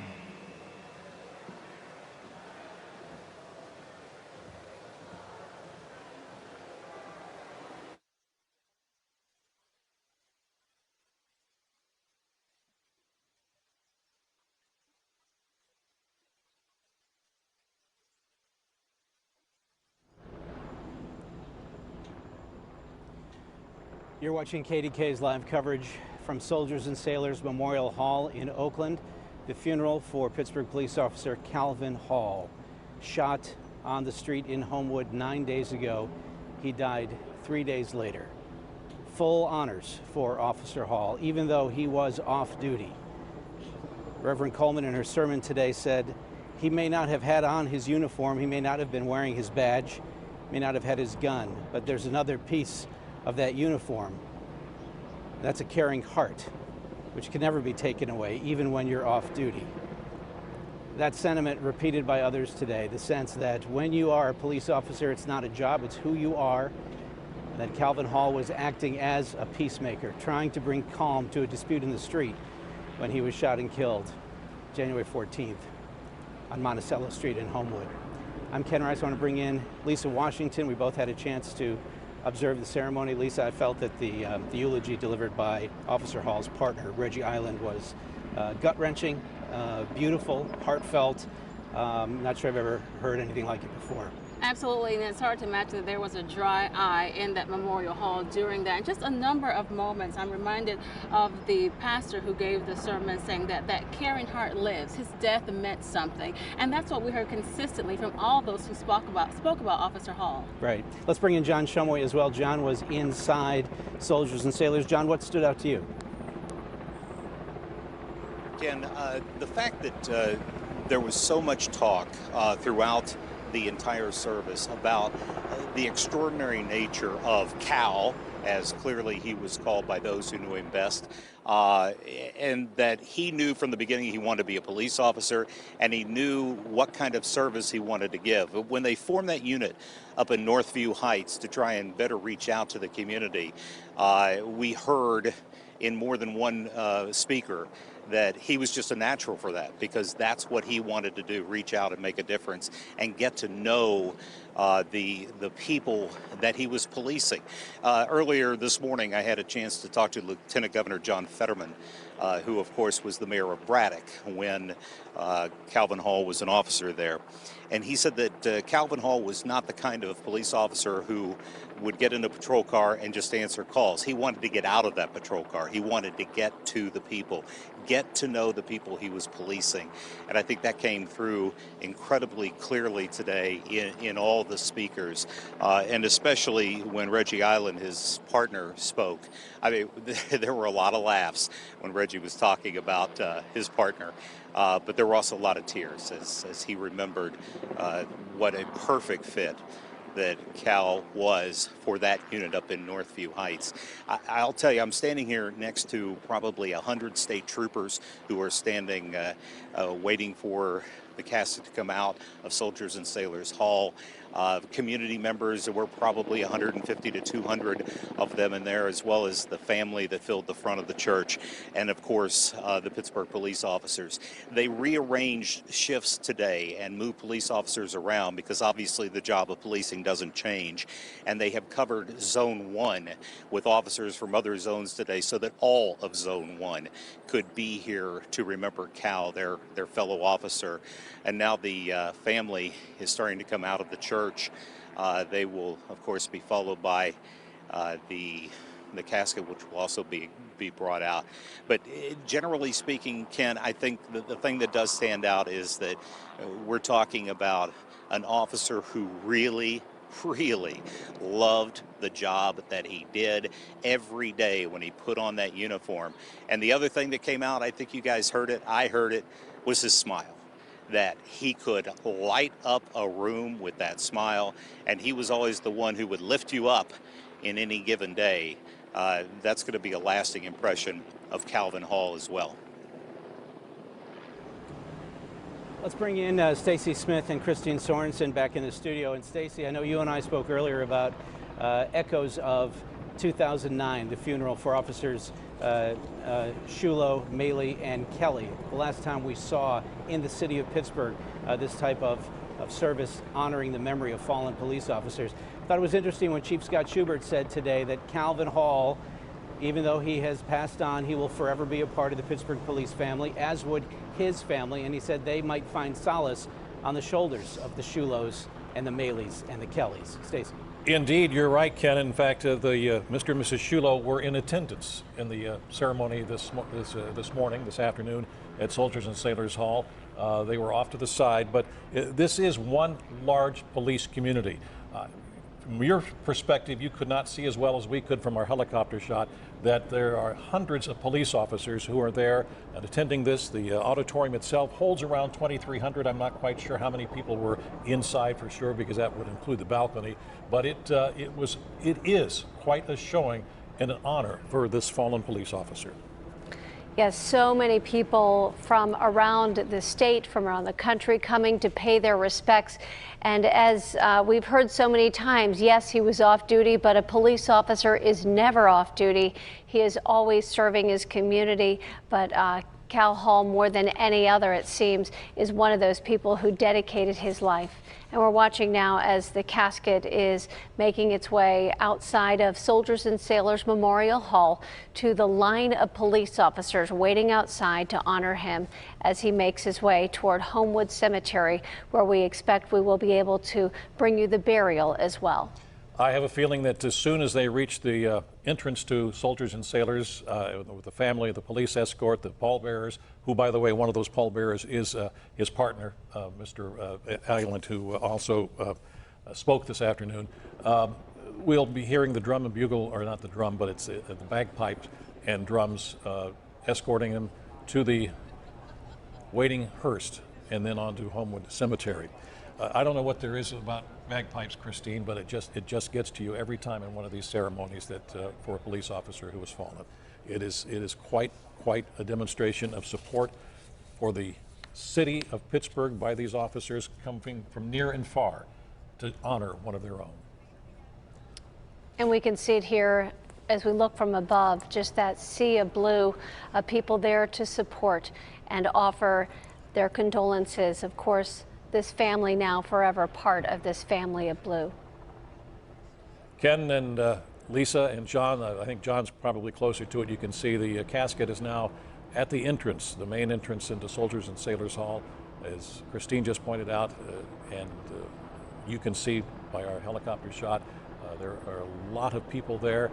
Off to the immediate side, you can see family members, and then a line of blue that stretches all the way down to Fifth Avenue. And let's just watch here for a second and see what happens. And just a thought here as the casket is about to emerge here, and we'll soon be getting on with the procession to Homewood Cemetery. It's remarkable to me how many people have described Calvin Hall as someone who made a difference. He wanted to be a difference maker. And keep in mind, he had only been a Pittsburgh police officer less than 2 years, but that's the impact that he made.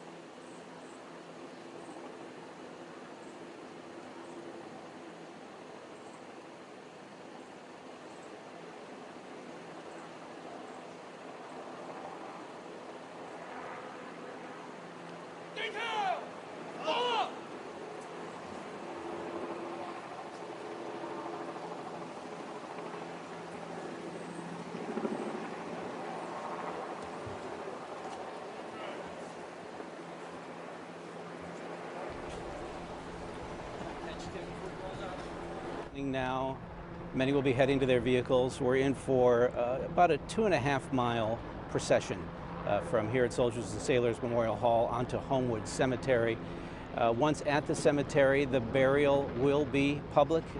Just for anyone who doesn't know, the family of Officer Hall invited the media into not only Soldiers and Sailors, but they also made it known that we would be welcome at the burial at the Homewood Cemetery. I believe they want the world to know what kind of a person he was and the sacrifice he made, and we're all poorer for it. Absolutely, and we heard that over and over again during this ceremony. Police Chief Scott Schubert calling Officer Hall a model officer. He says he told him from day one he wanted to make a difference. In fact, every day when he left for his shift, he would say, "Gotta go, time for me to go make a difference." And certainly the people who spoke about his life say that's exactly what he did. He had that large smile because he was happy doing the job that he loved so much. We heard so much about his work at Northview Heights. This is a relatively new thing. The Police Bureau decided to work really closely with the residents of Northview Heights, setting up the Northview Heights Public Safety Center, run by Sergeant Joe Lewis, who spoke today, gave another beautiful eulogy, and talked about he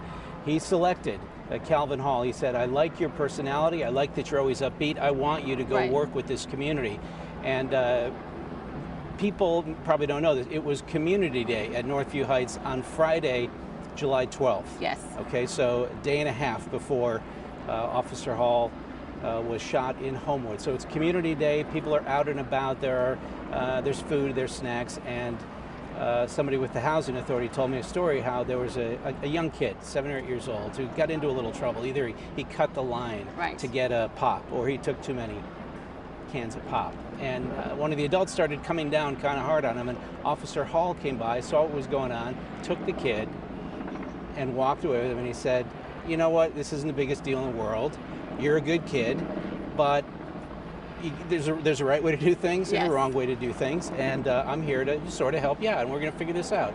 And you're okay, and this isn't a big deal." And you know, in the grand scheme of his career, was it a big moment? No, but I think it's indicative of the fact that he wanted to give people the idea that maybe they could have, maybe a child could have a different idea of the kind of relationship that's possible with a police officer. And I think it was those little moments that truly made the big difference. We heard his partner there, Officer Island, talk about, you know, a little skepticism, not knowing what it would be like when you get a new partner, someone you would spend a lot of time with, but immediately they clicked. He became more than just his partner. He called him his brother. Right. And even in the week leading up to the shooting of Officer Hall, mentioning the text messages they exchanged because Officer Island was participating in the Cops with Kids, and he was waiting for his partner to get back so they could be together again. Right. Hearing his description of the last, getting the notice while he's at a bachelor party, very difficult. I give him credit for getting through it. He was emotional. I don't think he cared a whit, nor did anyone in there. It was human, and it was indicative of the kind of pain so many people close to Calvin Hall are feeling now in the wake of this tragedy. The other thing about Calvin Hall is how proud he was to be a police officer. Again, we've heard from so many people. He told his commander, I'm doing it. This is what I wanted to do. This is the job I wanted. And here I am, almost I can't believe my good fortune to be doing this job that I've always wanted to do. And it's also nice to see the genuineness of the Pittsburgh Police Bureau. They are escorting the family members. There's an officer with each one of those family members, and we heard just not from the sergeants to his partner to the chief, even to Mayor Bill Petulo speak about just what an incredible guy Officer Hall truly was. And it's evident that they care about their brother in blue, and they are going to be here to support this family. And I was just thinking, as I listened to his father sing the song, "I've Loved You Before," some people say it seems out of order for a parent to have to bury a child, and there's his family just up front remembering their loved one. His mother, who says, she's lost her baby boy. So difficult moments, but good for the family to know that the Pittsburgh police are going to be by their side during this difficult time. No question. Just a word about logistics here for any of you who may be in the East End this afternoon. There will be traffic disruptions as this long procession makes its way down Fifth Avenue, through Shadyside to Penn Avenue, and then turning right on Penn and taking that into Point Breeze, and then another right turn on Dallas into Homewood Cemetery. And then again, the burial service will be public. It will feature the military-type honors with a gun salute and the playing of taps. And we will bring that to you as we continue to share with everyone the final farewell for Officer Calvin Hall. Is John Shumway, are you still with us? Yeah, Ken, I am. We're up here, and let me give you a little lay of the land. You are looking at the hearse. Now, immediately in front of the hearse is a car from the funeral home, but immediately in front of that is the car that Officer Calvin Hall drove while he was on the beat, and it will be leading this portion of the procession out of here. And then further on, Dennis, if you can swing over here to the left, we've got Pittsburgh Police mounted units. The officers are standing by waiting. They will go immediately in front of Calvin Hall's police cruiser. As you noted, you might have seen right at the end there, the family was all taken back inside.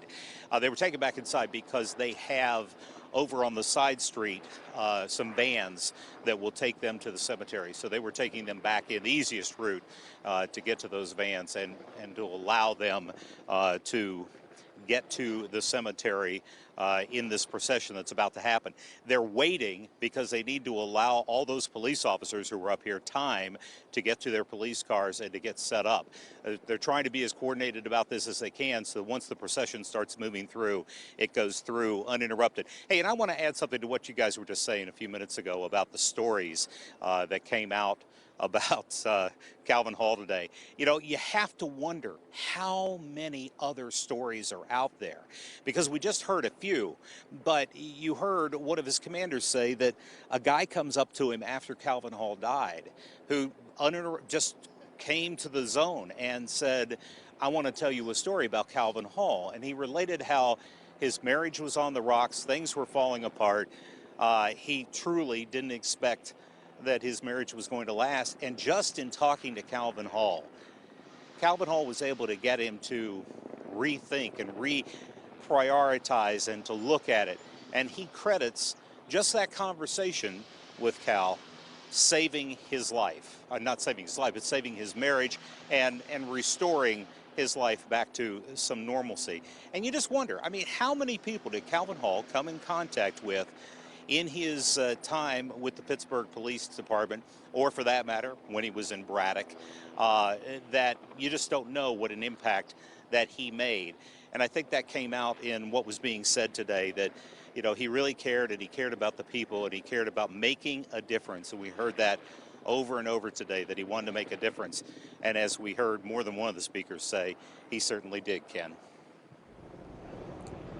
You know, we heard from his partner, Reggie Island, today, as we've all been talking about. I had a chance to speak with a man named Richard Bratcher, who was Calvin Hall's partner when he was at Schumann Detention Center.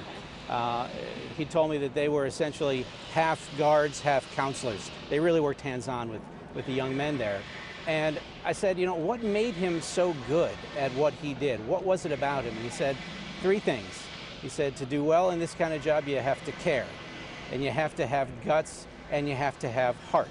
And if you're lacking any one of those, the kids are going to know, and you're going to be in trouble. And he said his friend Calvin lacked for none of those, and they've, you know, maintained a friendship. They were planning to get drinks before this tragedy happened. But it just shows you, he was the older partner. You know, yes. Hall was the older partner to Island. Richard Bratcher was the older partner to Hall several years ago at Schumann Detention Center, and he said, you know, he saw all this potential in him because of these attributes that we've heard so much about. Upbeat, always smiling, soft-spoken, gentle, and yet knew what the job was, wanted to get to kids before they got in trouble. And especially we heard during several interviews last week, people in that Northview Heights community speak about what Officer Hall meant to them. It was good to see an officer coming into those neighborhoods. You heard the mayor describe it as a stressful neighborhood, and there was someone who could have a relationship with them, and just when it wasn't something bad, but it was a true relationship with a police officer, and it was evident that Officer Hall cared about that community and truly wanted to make a difference. It was a new initiative. You know, they Yes. hadn't done this before, as I think Mayor Peduto described. So they wanted people there who, again, to use the same phrase, who would make a difference. They didn't just want to staff it with people who would punch in and punch out. You know, they wanted guys like Calvin Hall and Reggie Island working there. And people at Northview Heights will tell you that they greatly appreciated having those officers there, not just to look for trouble, but to become part of the community, to be their friends and their protectors. And I believe we mentioned earlier, we learned in the program that he'd actually submitted an application to become one of the Bigs in Blue. Yes. With Big Brothers, Big Sisters of Greater Pittsburgh. He wanted to be one of the Bigs in Blue, which would have given him another opportunity to interact with children and again make a difference. Right.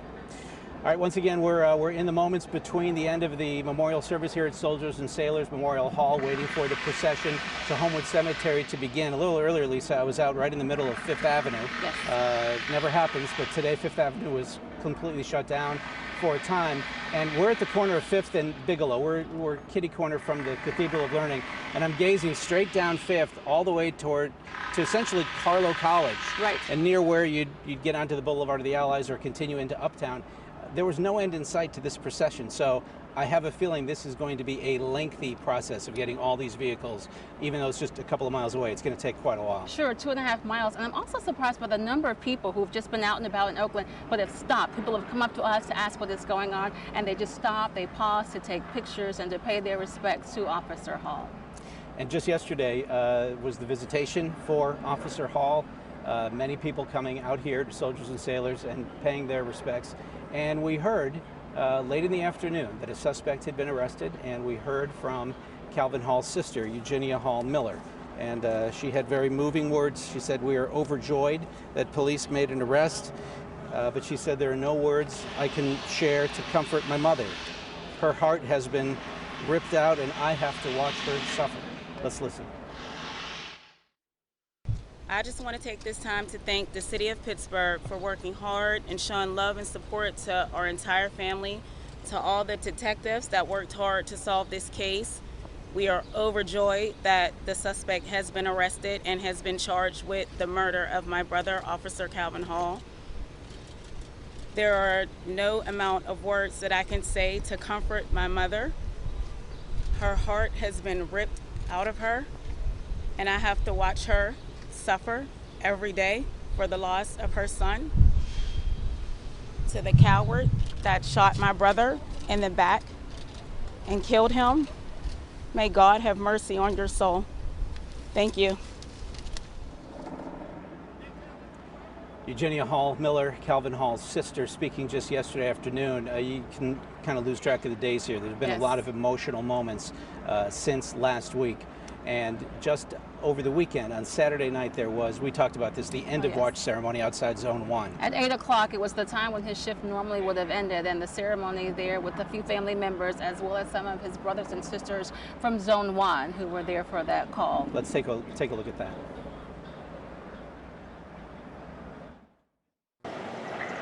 All units citywide, please stand by. Base to Unit 31H1.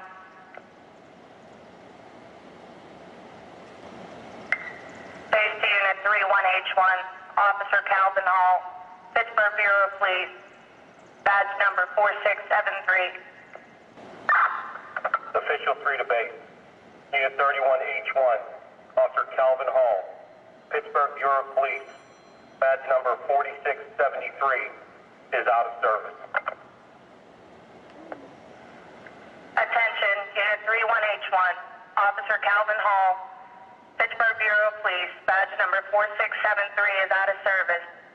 End of watch July 17th, 2019. Lest we forget, this concludes the final roll call. Resume normal transmissions.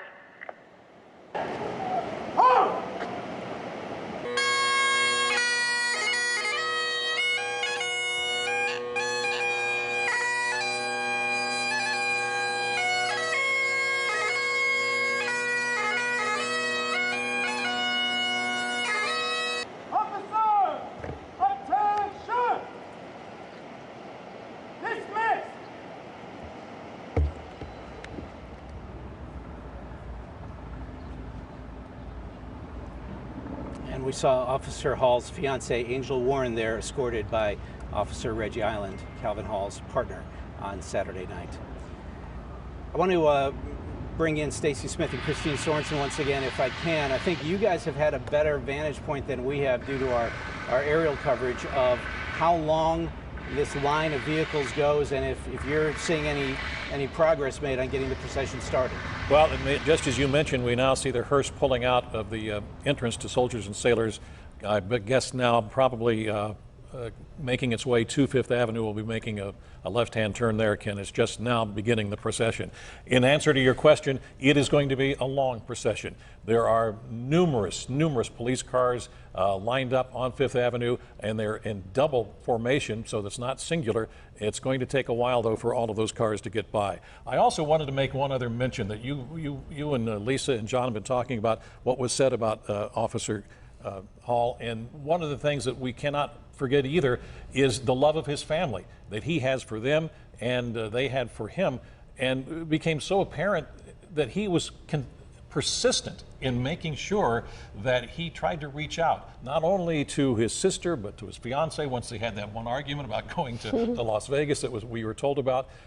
This man is a remarkable man, and it's Pittsburgh's loss. Yes, in so many ways. I mean, of course, his family first, his fiance, Angel Warren. You can just see the grief in so many moments today, and the end of watch ceremony, both his mother, his father, that beautiful song he wrote when he was born, which he finished in his death. Yes, I mean, what a beautiful family. Ken, they should be making their way fairly close to you, I would think, any moment now. And they are just approaching where we are, Stacy. Now we can see the hearse is beginning to make its way down Fifth Avenue. Now, of course, we see those two vans carrying the family members of Officer Hall. We've talked about how normal life in Oakland has been sort of suspended today. There are a lot of people out here on the street. Some people, no doubt, associated with Pitt or the hospitals who have just come out to watch. It's an emotional thing to see. It's a dramatic thing to see. Not only for those of us who are watching, but also for those who are in the procession. I read a comment that I thought was quite moving from an officer in Southern California, Officer Jim McNeff, who had been to a lot of funerals for colleagues in other law enforcement departments, going to pay tribute. He said, "Driving in these processions might be the proudest moments that I've experienced as a cop. Regardless of the number of motorcades under my belt, they never get old. I have butterflies twirling in my stomach and a lump in my throat. I'm so proud to be a police officer at a moment like this." No doubt these are feelings shared by those in this procession today. Absolutely, and during today's funeral, we heard someone say that they can only imagine how much Officer Hall must be smiling, looking down on everyone here and seeing the tributes being made to him. Right. Heard from Mayor Peduto. We heard from the police chief and the public safety director and the commander from Zone 1, where Officer Hall was assigned, and his boss at the Northview Heights Public Safety Center, Sergeant Lewis, and his partner, Reggie Island. Again, it is remarkable. I just want to repeat how much of an impact we are told Officer Hall made, and he'd only been on the force since 2017. Police officer at Point Park University in Braddock before that, but with the city of Pittsburgh, less than 2 years. Yes, and then listening to the minister saying she didn't know him personally, but she remembers seeing him at UPMC in McKeesport when he was there, and we heard he worked to make sure he could pay for his tuition at Point Park. Right. But always with that smile, always again trying to make a difference. And so now we understand that the hearse is going to get obviously in front of this motorcade so that we can see all of the procession as these officers make their way to the Homewood Cemetery. This is certainly a sight that you don't see in Oakland often, to see Fifth Avenue like this because of all these officers who've come to pay their respects to Officer Hall. Definitely not. Officer Hall was, he grew up in Braddock, went to Woodland Hills High School, was involved with the wrestling team there. He went to the IUP Police Academy, and you know, we've heard just how excited he was about that first job at Schumann and then the successive positions that led him to the job with the Pittsburgh Police Force, and how proud he was to go out every day and tell the desk as he grabbed his keys, going to make a difference. Gotta go. Time for me to make a difference. Yes. Yeah. Well, once we have the procession underway, we will be then transferring our focus over toward Homewood Cemetery. That is a place with plenty of history of its own, not unlike Soldiers and Sailors Memorial Hall. There are so many notable Pittsburgh names buried there. You've got Mellons and Fricks and Heinzes And just within the past couple of years, Pittsburgh native rapper Mac Miller buried at Homewood Cemetery. So another of Pittsburgh's finest will be laid to rest there. Again, we're looking live at 5th Avenue in the heart of Oakland on a most unusual day. Business here coming to a halt as the city pauses and says farewell to a fallen hero, Calvin Hall, shot while off duty but acting as a police officer, because that's who he was, on Monticello Street in Homewood 9 days ago. He hung on until this past Wednesday, dying at the age of 36. And his family, of course, thanking all of the hospital staff who worked with Officer Hall those 3 days as he was fighting for his life, for their care and concern. We heard his partner talk about never leaving his side, and also being graciously cared for by those at UPMC Presbyterian. I think we're going to bring in our colleague John Shumway now. You can still see the procession, correct, John? Yeah, we're watching the back of it, waiting for it to start moving down 5th Avenue. But among those who were inside and came outside, and there were quite a few people out here on the street just a few minutes ago, we're on University Place right beside where the hearse came past, is Pastor Maurice Trent. And you were inside and listened to this. Why did you want to be here today? Well, number one, because this is one of our officers who has sworn to protect us every single day. And I work with an organization called the Pittsburgh Peacemakers, and we work closely with the police, making sure that we can, deter some of this crime that's going on in our city. One of the comments that a family member said to Calvin Hall was, we have a lot of police out there. Make sure you're one of the good ones, that you go out there and you make a difference. And for your organization, the Calvin Halls of the world are probably the people you want on the street. Oh, absolutely. You could hear the passion that people talked about, how he had passion for the community and wanted to help change the young people in the community. And those are the police officers that we love and we want to support wholeheartedly.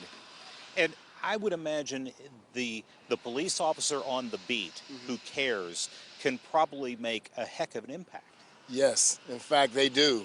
We see it every day. On the south side, we have a couple police officers who work closely, and the young people identify with them and they're able to speak with them, and that community involvement with the police officer is crucial. And we have had so much heartbreak in the community over the last few years, for that matter, over the last few months. And you see a young man like this, 36 years old, although they called him the old man, which was kind of funny.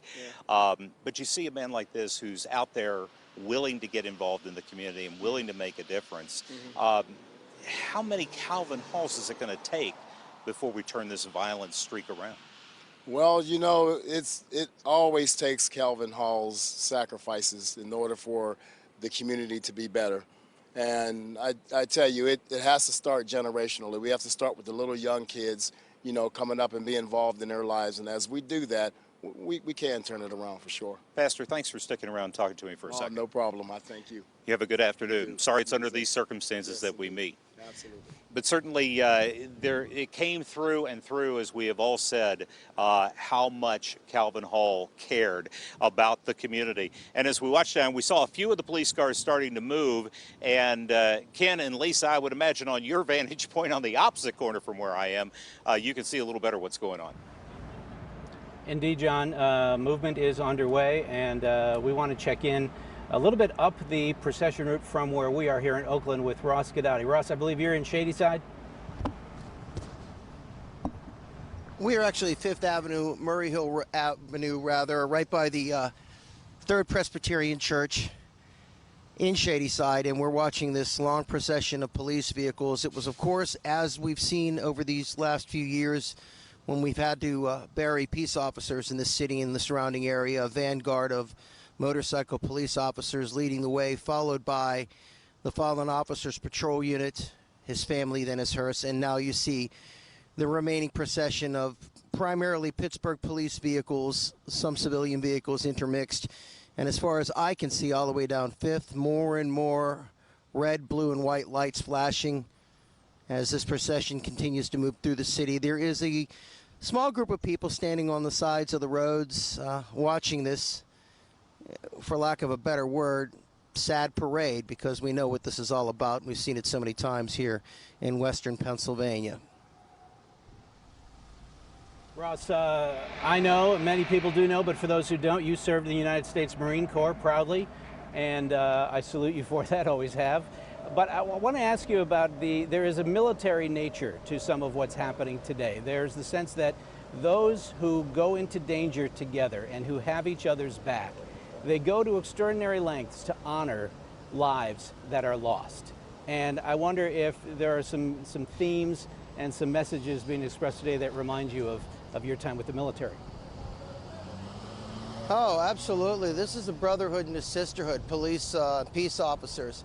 You know, a lot of people thank those who've served in the military and are presently serving in the military, saying thank you for your service. But in reality, a police officer, and it goes for firefighters as well as paramedics, they earn that title and that respect just as much as anybody else, because oftentimes their battle lines are not in Afghanistan or Iraq or Syria. They're in our own neighborhoods, and they're sworn to uphold the peace and not necessarily do it through violent means, but through talking and so forth. And I think that's something we don't really appreciate. So when we see officers, I know I do, and I have a lot of friends who are cops. A lot of the guys I was in the Marine Corps with are Pittsburgh police officers, county police officers. And the thing I say to them every time I leave them, because they are still my brothers and sisters, I say, please be safe, and I love you. And I guarantee you, every one of these cops, they may have never met Officer Calvin Hall, but he is a brother to them, and if there's any indication of their affection for him, well, you just take a look down Fifth Avenue and you can see that.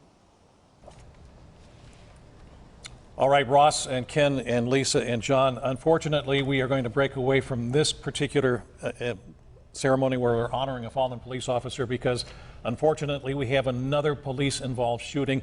It's unfolding right now. It's on in Ross Township and 4717 McKnight Road at the big lot, parking lot there. And Kristine, we have information that indeed an officer has been shot and also a suspect. Yes, we understand one officer was shot and is being taken to Allegheny General Hospital. We understand that the suspect was shot and has died. And we are looking live from News Chopper 2 right now. This is the Big Lots parking lot on McKnight Road, right in Ross Township. We are just, as you can see, a very active situation. Police are just cordoning off the scene right now. And I mean, my goodness, what a reminder again, as we honor the life of an officer who was just killed. We see another officer now injured in the line of duty. It would appear that the Unit 8 there is from Ross Township may have been involved. It's at least the back of the car is open, and as Kristine just said, they are now cordoning off that whole area.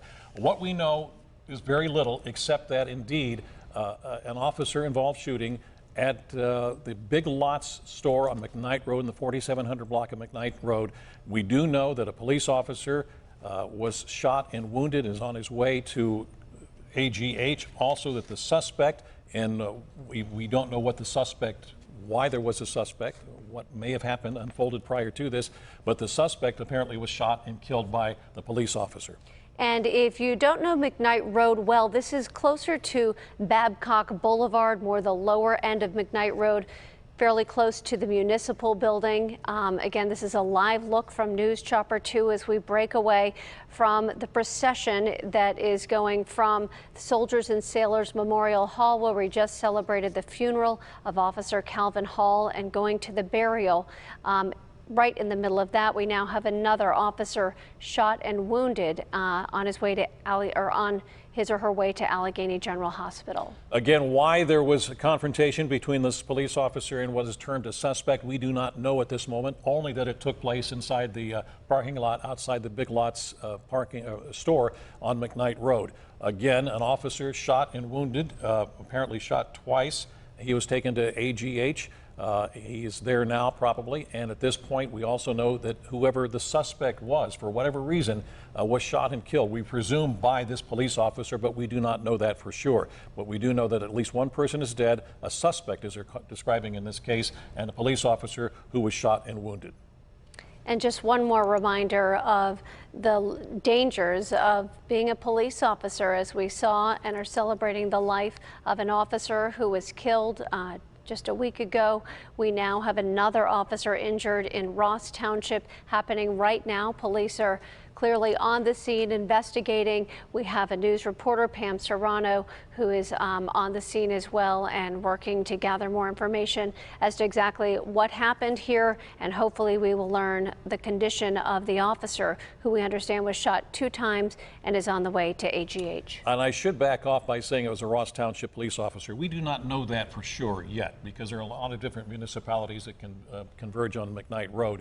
And so if I said it was a Ross Township police officer, we don't know that for sure. We just know that a police officer was involved in this particular shooting. His condition not known at this moment, except that he was shot twice, taken to AGH.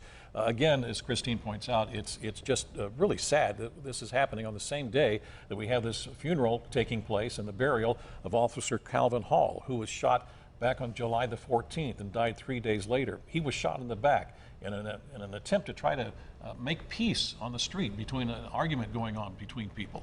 And as he turned around and walked away, he was shot in the back 3 times and finally died of his wounds.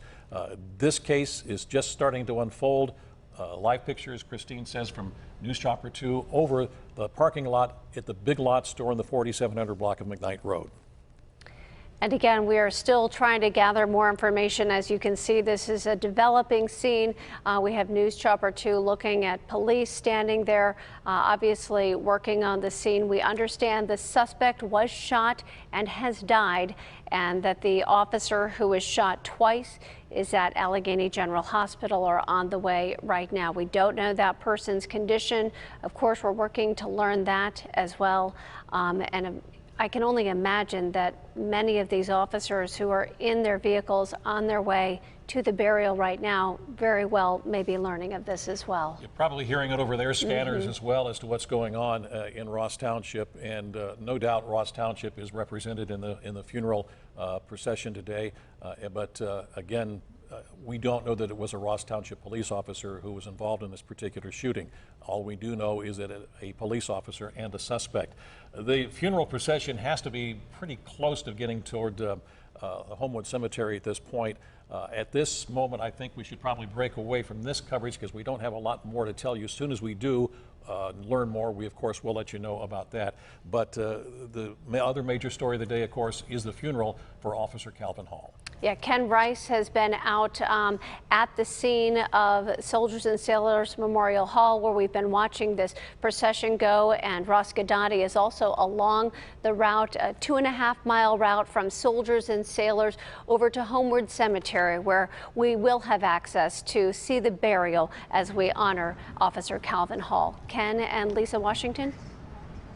All right, thank you both. We, of course, will all be waiting to hear more about what happened there in Ross Township. I can tell you that whether it was an officer from Ross Township or any of the surrounding communities, I'm all but certain their department would have had a presence here today. Pretty sure I saw, when I was closer to the entrance to Soldiers and Sailors Hall, I'm pretty sure I saw some Ross Township officers here. There was a period, maybe 30 to 40 minutes ago, when a lot of sirens sounded in this area, and I thought, well, perhaps it's ambulances incoming to the hospitals here at the University of Pittsburgh.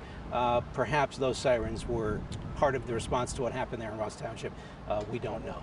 But as we watch, as Stacy and Kristine mentioned, the procession continues on from Soldiers and Sailors Hall in Oakland, headed to Point Breeze and Homewood Cemetery, where we are now in front of Soldiers and Sailors along 5th Avenue has cleared out completely.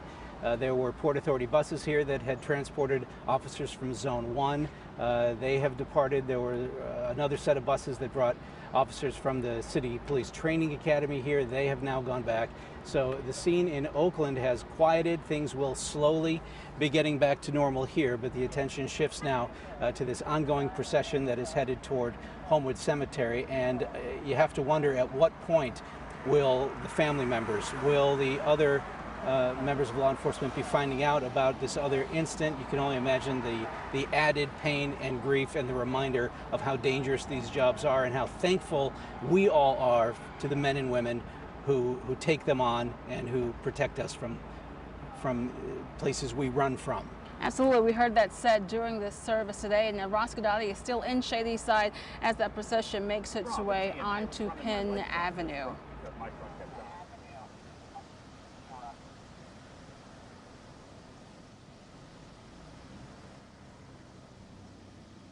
All right, again, this procession going down 5th Avenue to Penn Avenue and then headed into Point Breeze and turning right onto Dallas Avenue to enter Homewood Cemetery, where the burial service will be something we're going to cover. We will bring this to you live as we continue to honor the life here of late Pittsburgh police officer Calvin Hall. Family and friends. He has a large family, sisters, a brother, mother, father, step-parents, cousins, uncles and aunts, nieces and nephews. There is a large Hall family, and then of course there's the larger family of his colleagues in the Pittsburgh Police Department and the even larger family of law enforcement from the surrounding area and beyond. They would tell you that no matter where you are, if you're a police officer, we're in the same family. We saw some police officers from Erie who came to today's service as well. I spoke to them very briefly, saying that they just had to be here. It's another brother in blue who they lost, and so they wanted to be here to pay their respects. Now you're looking live at Homewood ceremony. This is where Officer Calvin Hall will be buried. Again, 36 years old, succumbed to his injuries after being shot 3 times in the back on Sunday, July 14th. I know we have Brenda Waters out there who will be covering the burial service for us. I don't know if we can bring her in yet. Give us an idea of how things are shaping up there. All right, forgive us. Our communications are just a little bit difficult here from our end. We're sort of at the back end of things now here in Oakland as we try to keep tabs on everything that's going on as this story moves from here to Point Breeze and the burial service. Again, expect what you would see at the funeral for a member of the military: a gun salute, the playing of taps, the playing of Amazing Grace. Yes. Again. And we understood that a riderless horse was going to be part of the procession. I don't know if we've missed it or if that didn't happen. But then the flag that covers the casket of Officer Hall is what is always a very, very poignant and emotionally powerful gesture. The flag will be folded and presented to his family, and I imagine that they will say, on behalf of a grateful city. For sure. And again, the police chief saying that he was a model officer, and it goes back to what the minister said. It did not matter that he was off duty at the time, because as a police officer, there's that piece of the uniform that is always on duty, that caring heart, and that's what Officer Calvin Hall had, and certainly was exemplified when he was trying to break up that fight in Homewood on that Sunday. It was a part of him that was apparent even as a young man, very young man. His first partner at Schumann talked about how they put them together, and he sort of took Calvin under his wing. Talking about Richard Bratcher, his first partner at Schumann Center, and before you knew it, they were put in charge of the older boys. Yes. And because they could handle it, because Calvin was from the streets, because Calvin, nice as he was, gentle as he was, soft-spoken, he was firm, and he knew his stuff, and the kids sensed that, and they respected it. And they respected him. And again, as Richard Bratcher told me, which I thought it was perfect. He said, you got to care, you got to have guts, and you got to have heart. And if you're lacking any one of those 3, the kids will know, and you'll be in trouble. And I think that's what his sergeant saw when he selected him to be part of that Northview Heights to work with that community, the new initiative there to get the officers into the community, because we heard from so many people who said they really appreciated having an officer they could talk to, not just about when something bad happens, but he was there and they could have a relationship with him. Right, a new initiative, and starting something new. They wanted to be sure it was going to work, and they decided, you know what, as part of this, let's get Calvin Hall involved. Right now, let's go back downtown to Stacy and Kristine. All right, Lisa, Ken, thank you. We're going to update the situations taking place in Ross Township. That is where a suspect has been killed and a police officer has been wounded. We understand that officer is at Allegheny General Hospital. Let's go live now to reporter Pam Serrano, who has the latest from the scene in Ross. Pam, what can you tell us? Yes, good afternoon to you. Just a massive amount of police presence here on McKnight Road in Ross Township, in front of the Big Lots Shopping Center here on Lower McKnight Road. Detectives are here, police officers here, and we are hearing that there are 2 people that have been shot. we are hearing that sources are telling us that an agent with the Attorney General's office was shot. That was potentially the person that was taken to the hospital. We do believe that one person is deceased here. Now, another source tells me that an agent was here conducting some sort of investigation when this shooting took place. And we did talk to an eyewitness that was inside of the Big Lots. She tells me that she was at the checkout line when this shooting occurred. She heard something and they were running to the back of the store to barricade themselves and also to call 911. I understand that we have her interview. If we could go to that right now, we can hear what she had to say. I was in the store checking out, and I heard pop, pop, pop, pop, pop. At first, I thought it was fireworks, and then one of the cashiers said something like, "That's not fireworks, those are shots being fired." I immediately started turning around and running away. There was a mother with 3 young children near me. She started following me. I was running to the back of the store, and I ran into another customer who I said, "There's shot fired." So the group of us all ran into the warehouse and trying to find somewhere to hide. We ran into the locker room. In the locker room, we barricaded ourselves in. We moved the refrigerator across the room and put it against the door. We moved large lockers against the door. All right, so a very tense, emotional scene here, a lot going on, and KDK investigative reporter Andy Sheehan is here with us now to tell us a little bit more about what your sources are saying, Andy. Well, obviously a very fluid situation, but police sources are telling us that this was an operation by the Attorney General's narcotics unit. These would be undercover investigators who were conducting a drug sting on a suspect. Now, that sting apparently went awry, and the suspect in this case shot the undercover agent from the Attorney General's office twice. The other agent that was with that Attorney General's officer returned fire, shot and killed the suspect. That suspect is deceased. The agent who was shot 2 times, as I'm told. He's been taken to Allegheny General Hospital, where I understand his wounds are not life-threatening. That is preliminary information, and I'm told he is shot twice, but it is not life-threatening. But we're all hopeful that that this goes well, Pam. Thank you so much. Already such a difficult day for our city, and I'm going to draw your attention here to this yellow crime scene tape, and there's more yellow crime scene tape beyond me, and there is a gold SUV. Difficult to see, but there is a bullet hole inside that SUV, so a very fluid investigation. As Andy said, we will stay on the scene here in Ross Township and bring you the very latest. Reporting live in Ross Township, Pam Serrano along with Andy Sheehan, KDKA News. All right.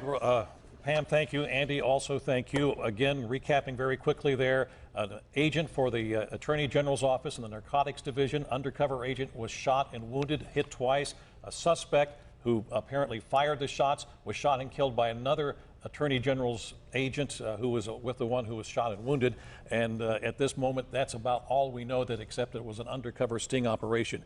The other big story taking place today, of course, is the funeral for Pittsburgh police officer Calvin Hall. And that procession has now reached the cemetery. Yes, the cemetery at Homewood Cemetery in Point Breeze. And it looks like we are beginning to see people now coming to the cemetery for the burial. We understand the riderless horse is now at the cemetery as well. That, of course, is a symbolic image of the rider not being on the horse, the stirrups facing backwards, representing a fallen leader looking back for the last time.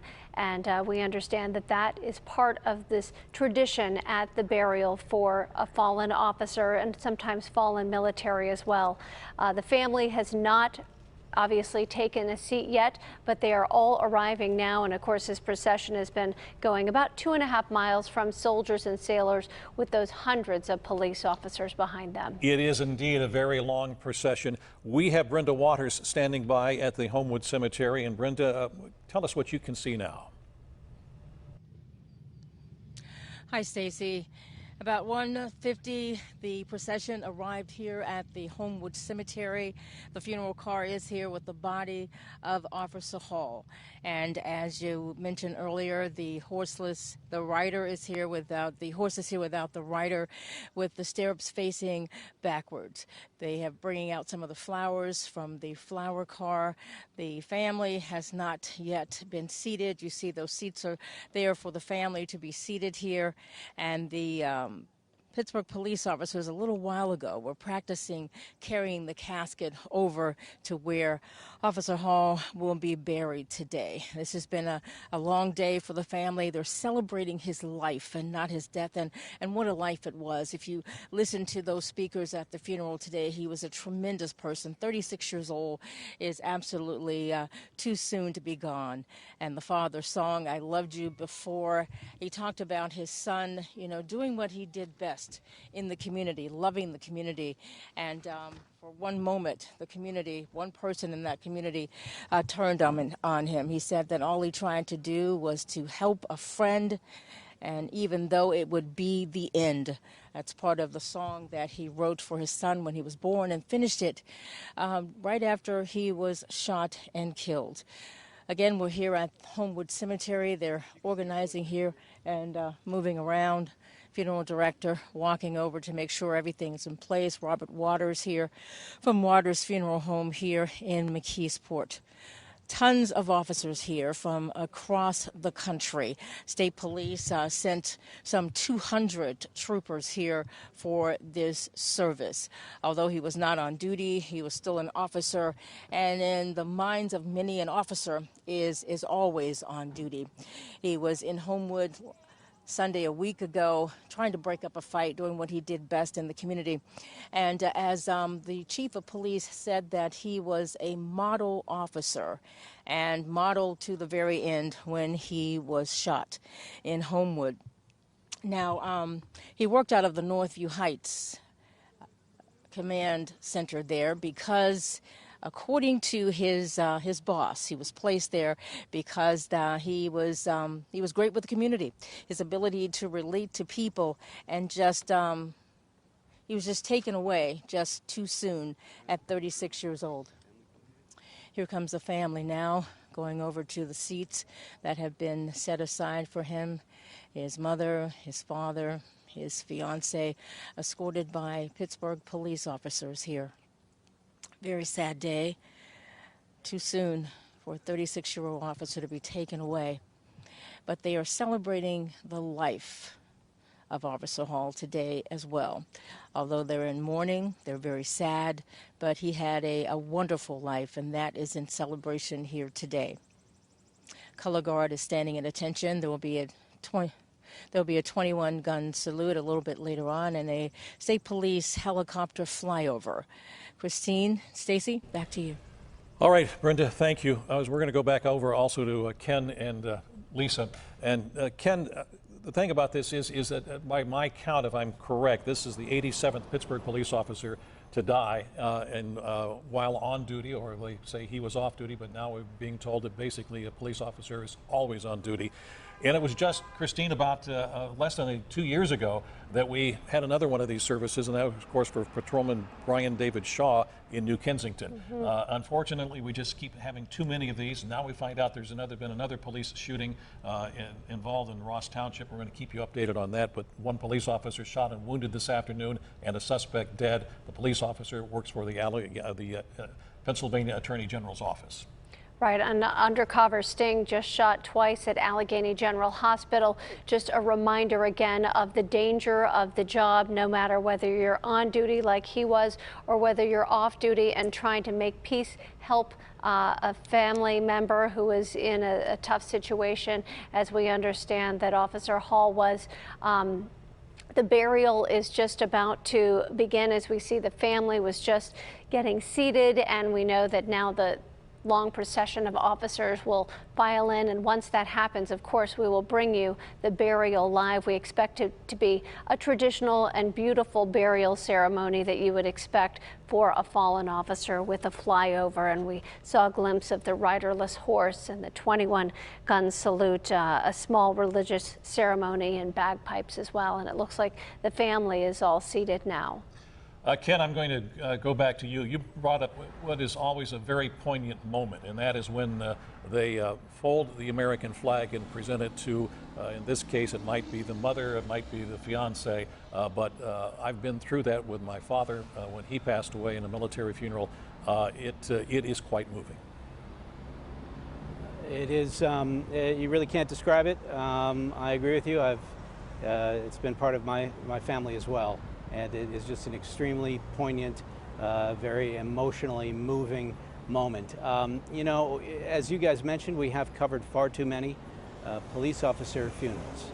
But I can't think of another instance where I feel like, and if you've been watching with us just since 11 this morning, I don't know that I can remember feeling like I really knew the officer. The way I feel like we knew Calvin Hall. Of course we didn't. Right. But the stories that we have heard about him were so vivid, so colorful, that I feel like people really have done a good job letting us know what kind of guy he was. And I think that's important. We all need to appreciate the magnitude of what's been lost. And it's not just been from his superiors at the Pittsburgh Bureau, it's been from family members, from people in the community. So we've gotten a perspective from a number of different people about Officer Hall. So you're right, it makes it human, it makes us relate to him. And as I said, I don't think there was a dry eye in that hall whenever his partner started speaking about the text messages and their conversation in the days before that shooting happened. And he just couldn't believe when he got the call from his sergeant about what happened to his partner. And certainly the honors that he's been given today are fitting for that of a fallen officer.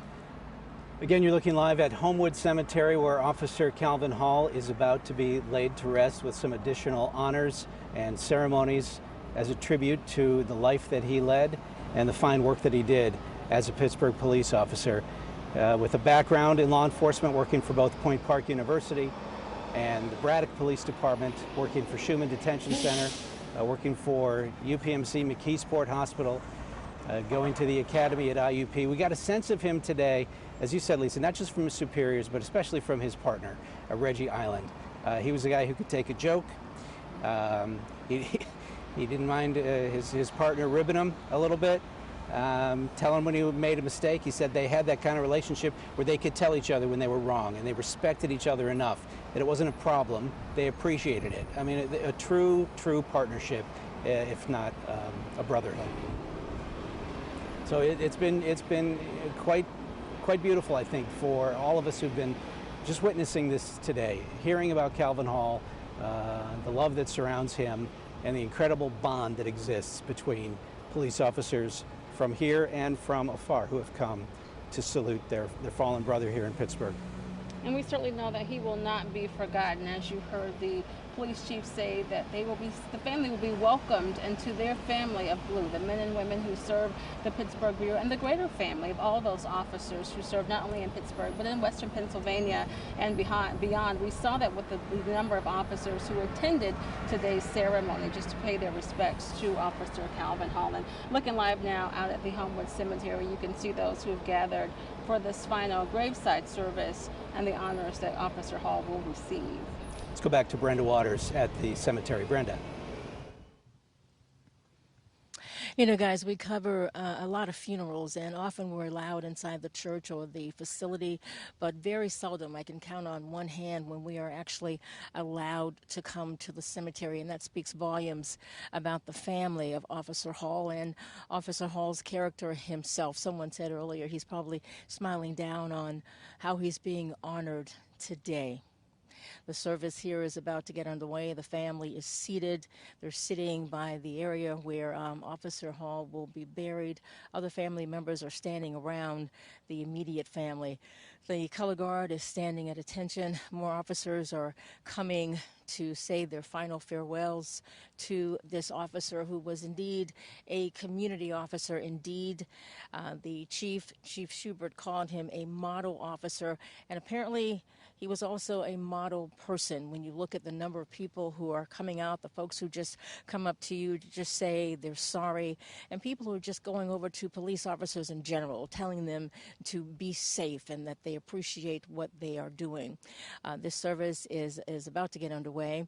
As you know, Officer Hall was killed a week ago Sunday, but we don't see him as gone.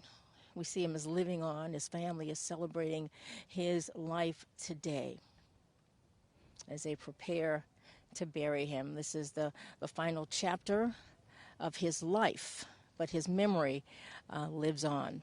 Police officers from across the country are here. They're lining up behind us right now, making their way here to the area where he will be buried. One of the pallbearers will be his partner, who spoke at his funeral earlier. He told many funny stories about the two of them and how they became partners, and then he cried.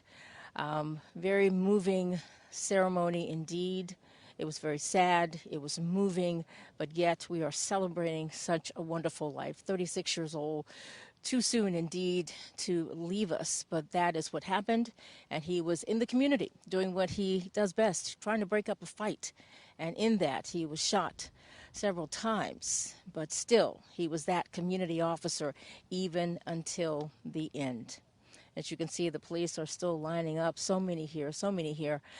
There's going to be a 21-gun salute a little bit later on. There's going to be a flag ceremony as well, and 3 flags will be presented. One to his mother, one to his father, and also one to his fiancée. They were due to be married. Police officers from across the country have come to pay tribute to pay their respects to this officer. And as I mentioned earlier, Pennsylvania State Police will have more than 200 troopers here at this service. People are still moving in. This was a very long procession. People are still moving in around the area where the ceremony will take place. Family walked in earlier, took their seats. Color guard standing here. 21-gun salute will happen after the service here. It's really amazing. We saw the bagpipes come in, and I think Stacy said this earlier. When you hear those bagpipes, it really brings it home. Hearing a bagpipe at a funeral really brings it home. It's so sad. It's heartfelt by anyone who is here, and to see them march in procession with the bagpipes and the drums playing. So we're waiting now for the service to get underway as people are still making their way in. I can't believe the number of people who are here for this service. I'll be back in a little bit. Ken, I'm going to throw it back to you. Brenda, we heard the bagpipes here this morning at Soldiers and Sailors. They were played as some of the officers from departments near and far were engaged in a procession marching into Soldiers and Sailors Hall. And it is a haunting sound. And the history of that, I think, is so interesting. If you go back to the 1800s, a lot of Scots and Irish immigrants had trouble getting jobs in the U.S. There was prejudice against them in many parts of society. But one job they could get was to work as a police officer or a firefighter. And those communities became intensely proud of their police officers and their firefighters. And when they died, they played the bagpipes because they wanted the community to know, here's who's protecting you. It's us. It's the Scots and the Irish that you may have had, erected some barriers against us, but we're out there on the streets, and this is our heritage, and we're proud of them, and we want everyone to know who it is that's out there acting as a hero. As Wendell Hisrick, the public safety director, said, Calvin Hall was a hero on a daily basis to the people of Northview Heights. Set aside everything else, just going out there, putting on that uniform, doing his job every day in Northview Heights, where they needed to reestablish, to reset relations with the police.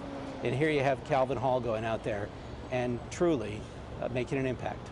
And we heard from Chief Scott Schubert with Pittsburgh Bureau of Police saying that police officers walk a line of courage, of hope, and of righteousness. And it doesn't matter if they're on duty or off duty, they are always serving as an officer. It appears we're very close to the beginning of this service at the gravesite. I'm just going to pause here a moment and see how this unfolds.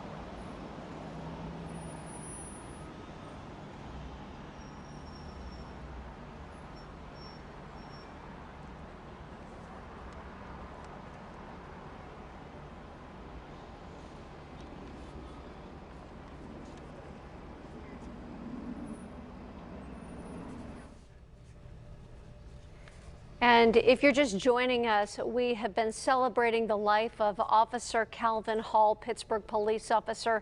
You're looking live now. Mayor Bill Peduto, Public Safety Director Wendell Histrich, next to Pittsburgh Police Chief Scott Schubert, filling in there among the sea of officers who have gathered for this burial at the Homewood Cemetery. It is taking a little bit of time, of course, because there were so many police officers who are in attendance at Soldiers and Sailors Memorial Hall for the funeral service there. They are all made their way now to Homewood Cemetery. They are still forming in different areas that you necessarily can't see. A moment ago, as our camera continues to pan to the right here, you'll see that the state police have a contingent there. As Brenda Waters mentioned, 200 state police officers are in attendance. They are all being formed around the gravesite here at Homewood Cemetery. Soon we'll be seeing the pallbearers, all of them police officers. Officer Reginald Island, who of course was Calvin Hall's partner on the beat, along with Officer William Song, Officer Kevin Hodges, Officer Joseph Bucci, Officer Ronald Doria, Detective Adam Beatty, and Officer Dustin Brozell, some of whom spoke at the ceremony at Soldiers and Sailors, also reading scriptures. There was a marvelous rendition of Amazing Grace by a Pittsburgh police officer there today, Officer Gay. It's quite a moving ceremony. And as we've mentioned before, unfortunately, too many of these we've been having over the past few years. And by my count, at least 10 Southwestern Pittsburgh police officers or state troopers have died in the line of duty. So now you hear the haunting sound, and we're going to go back to Homewood Cemetery.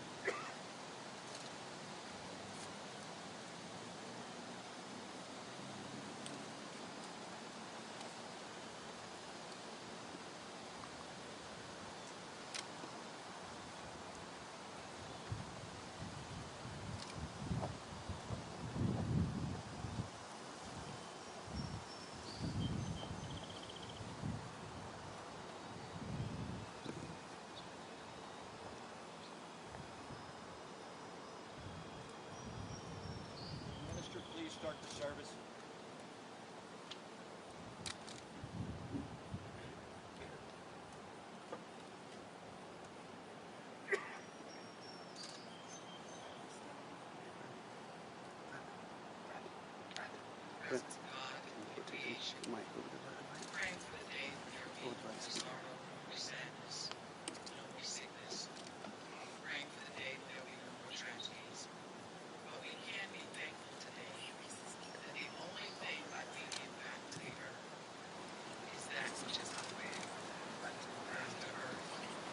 Ashes to ashes and dust to dust. But we know that the spirit that is Officer Calvin Hall went back to be with God created him. So we're thankful that we can look forward to the day when we get to see him once again. And we can all smile and joy together and remember the memories with him that we held on to when he returned to his home in heaven. So we're thankful today that we know him, thankful for what he's meant to each and every last one, thankful that we know that he just moved to another place, but that he is still with us and he's coming. If we could all repeat the Lord's Prayer together. Our Father, which art in heaven, hallowed be thy name. Thy kingdom come, thy will be done, on earth as it is in heaven. Give us this day our daily bread, and forgive us our trespasses, as we forgive those who trespass against us. And lead us not into temptation, but deliver us from evil. For thine is the kingdom, power, and glory, forever. Amen. Father, we thank you. Thank you once again for not only what you meant to the family, but what you meant to the city of Houston. Thank you for the lives that he touched, that one day they'll see him in that great get up and be able to thank him that he made a difference. Thank him that he had character. Thank him that he was a peacemaker. In Jesus' name.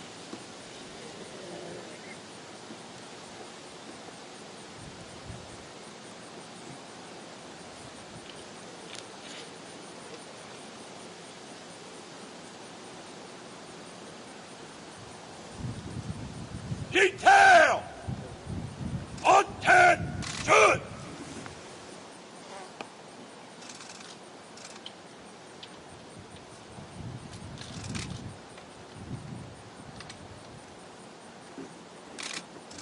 Firing party! Fire 3 volleys!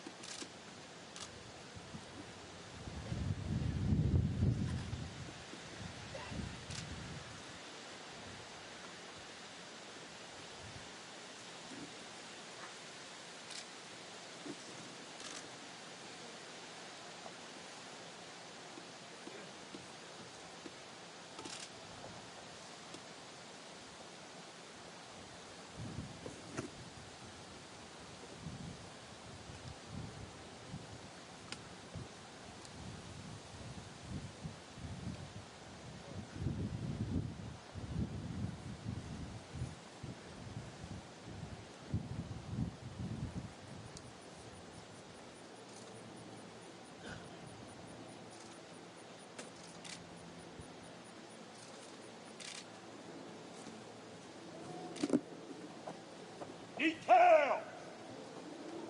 Dismiss!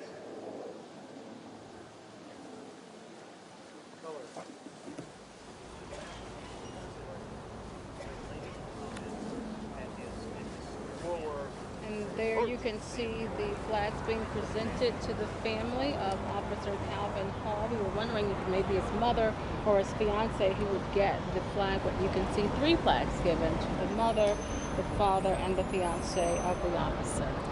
And with that, the Graveside service will be concluding at Homewood Cemetery. Final thoughts, Lisa?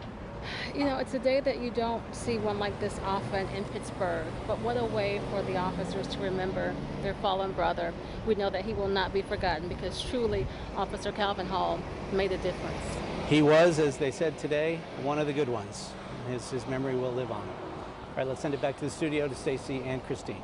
All right, Ken, Lisa, thank you.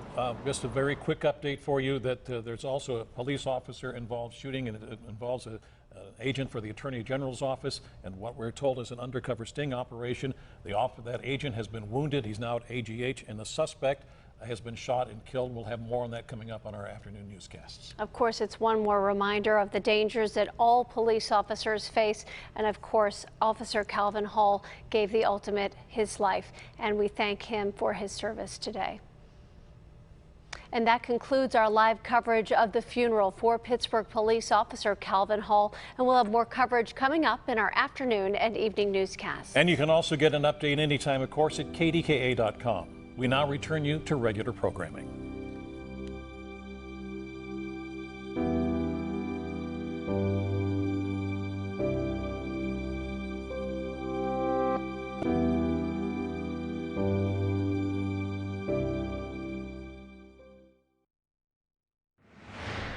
This has been a Kdka-Tv News special report.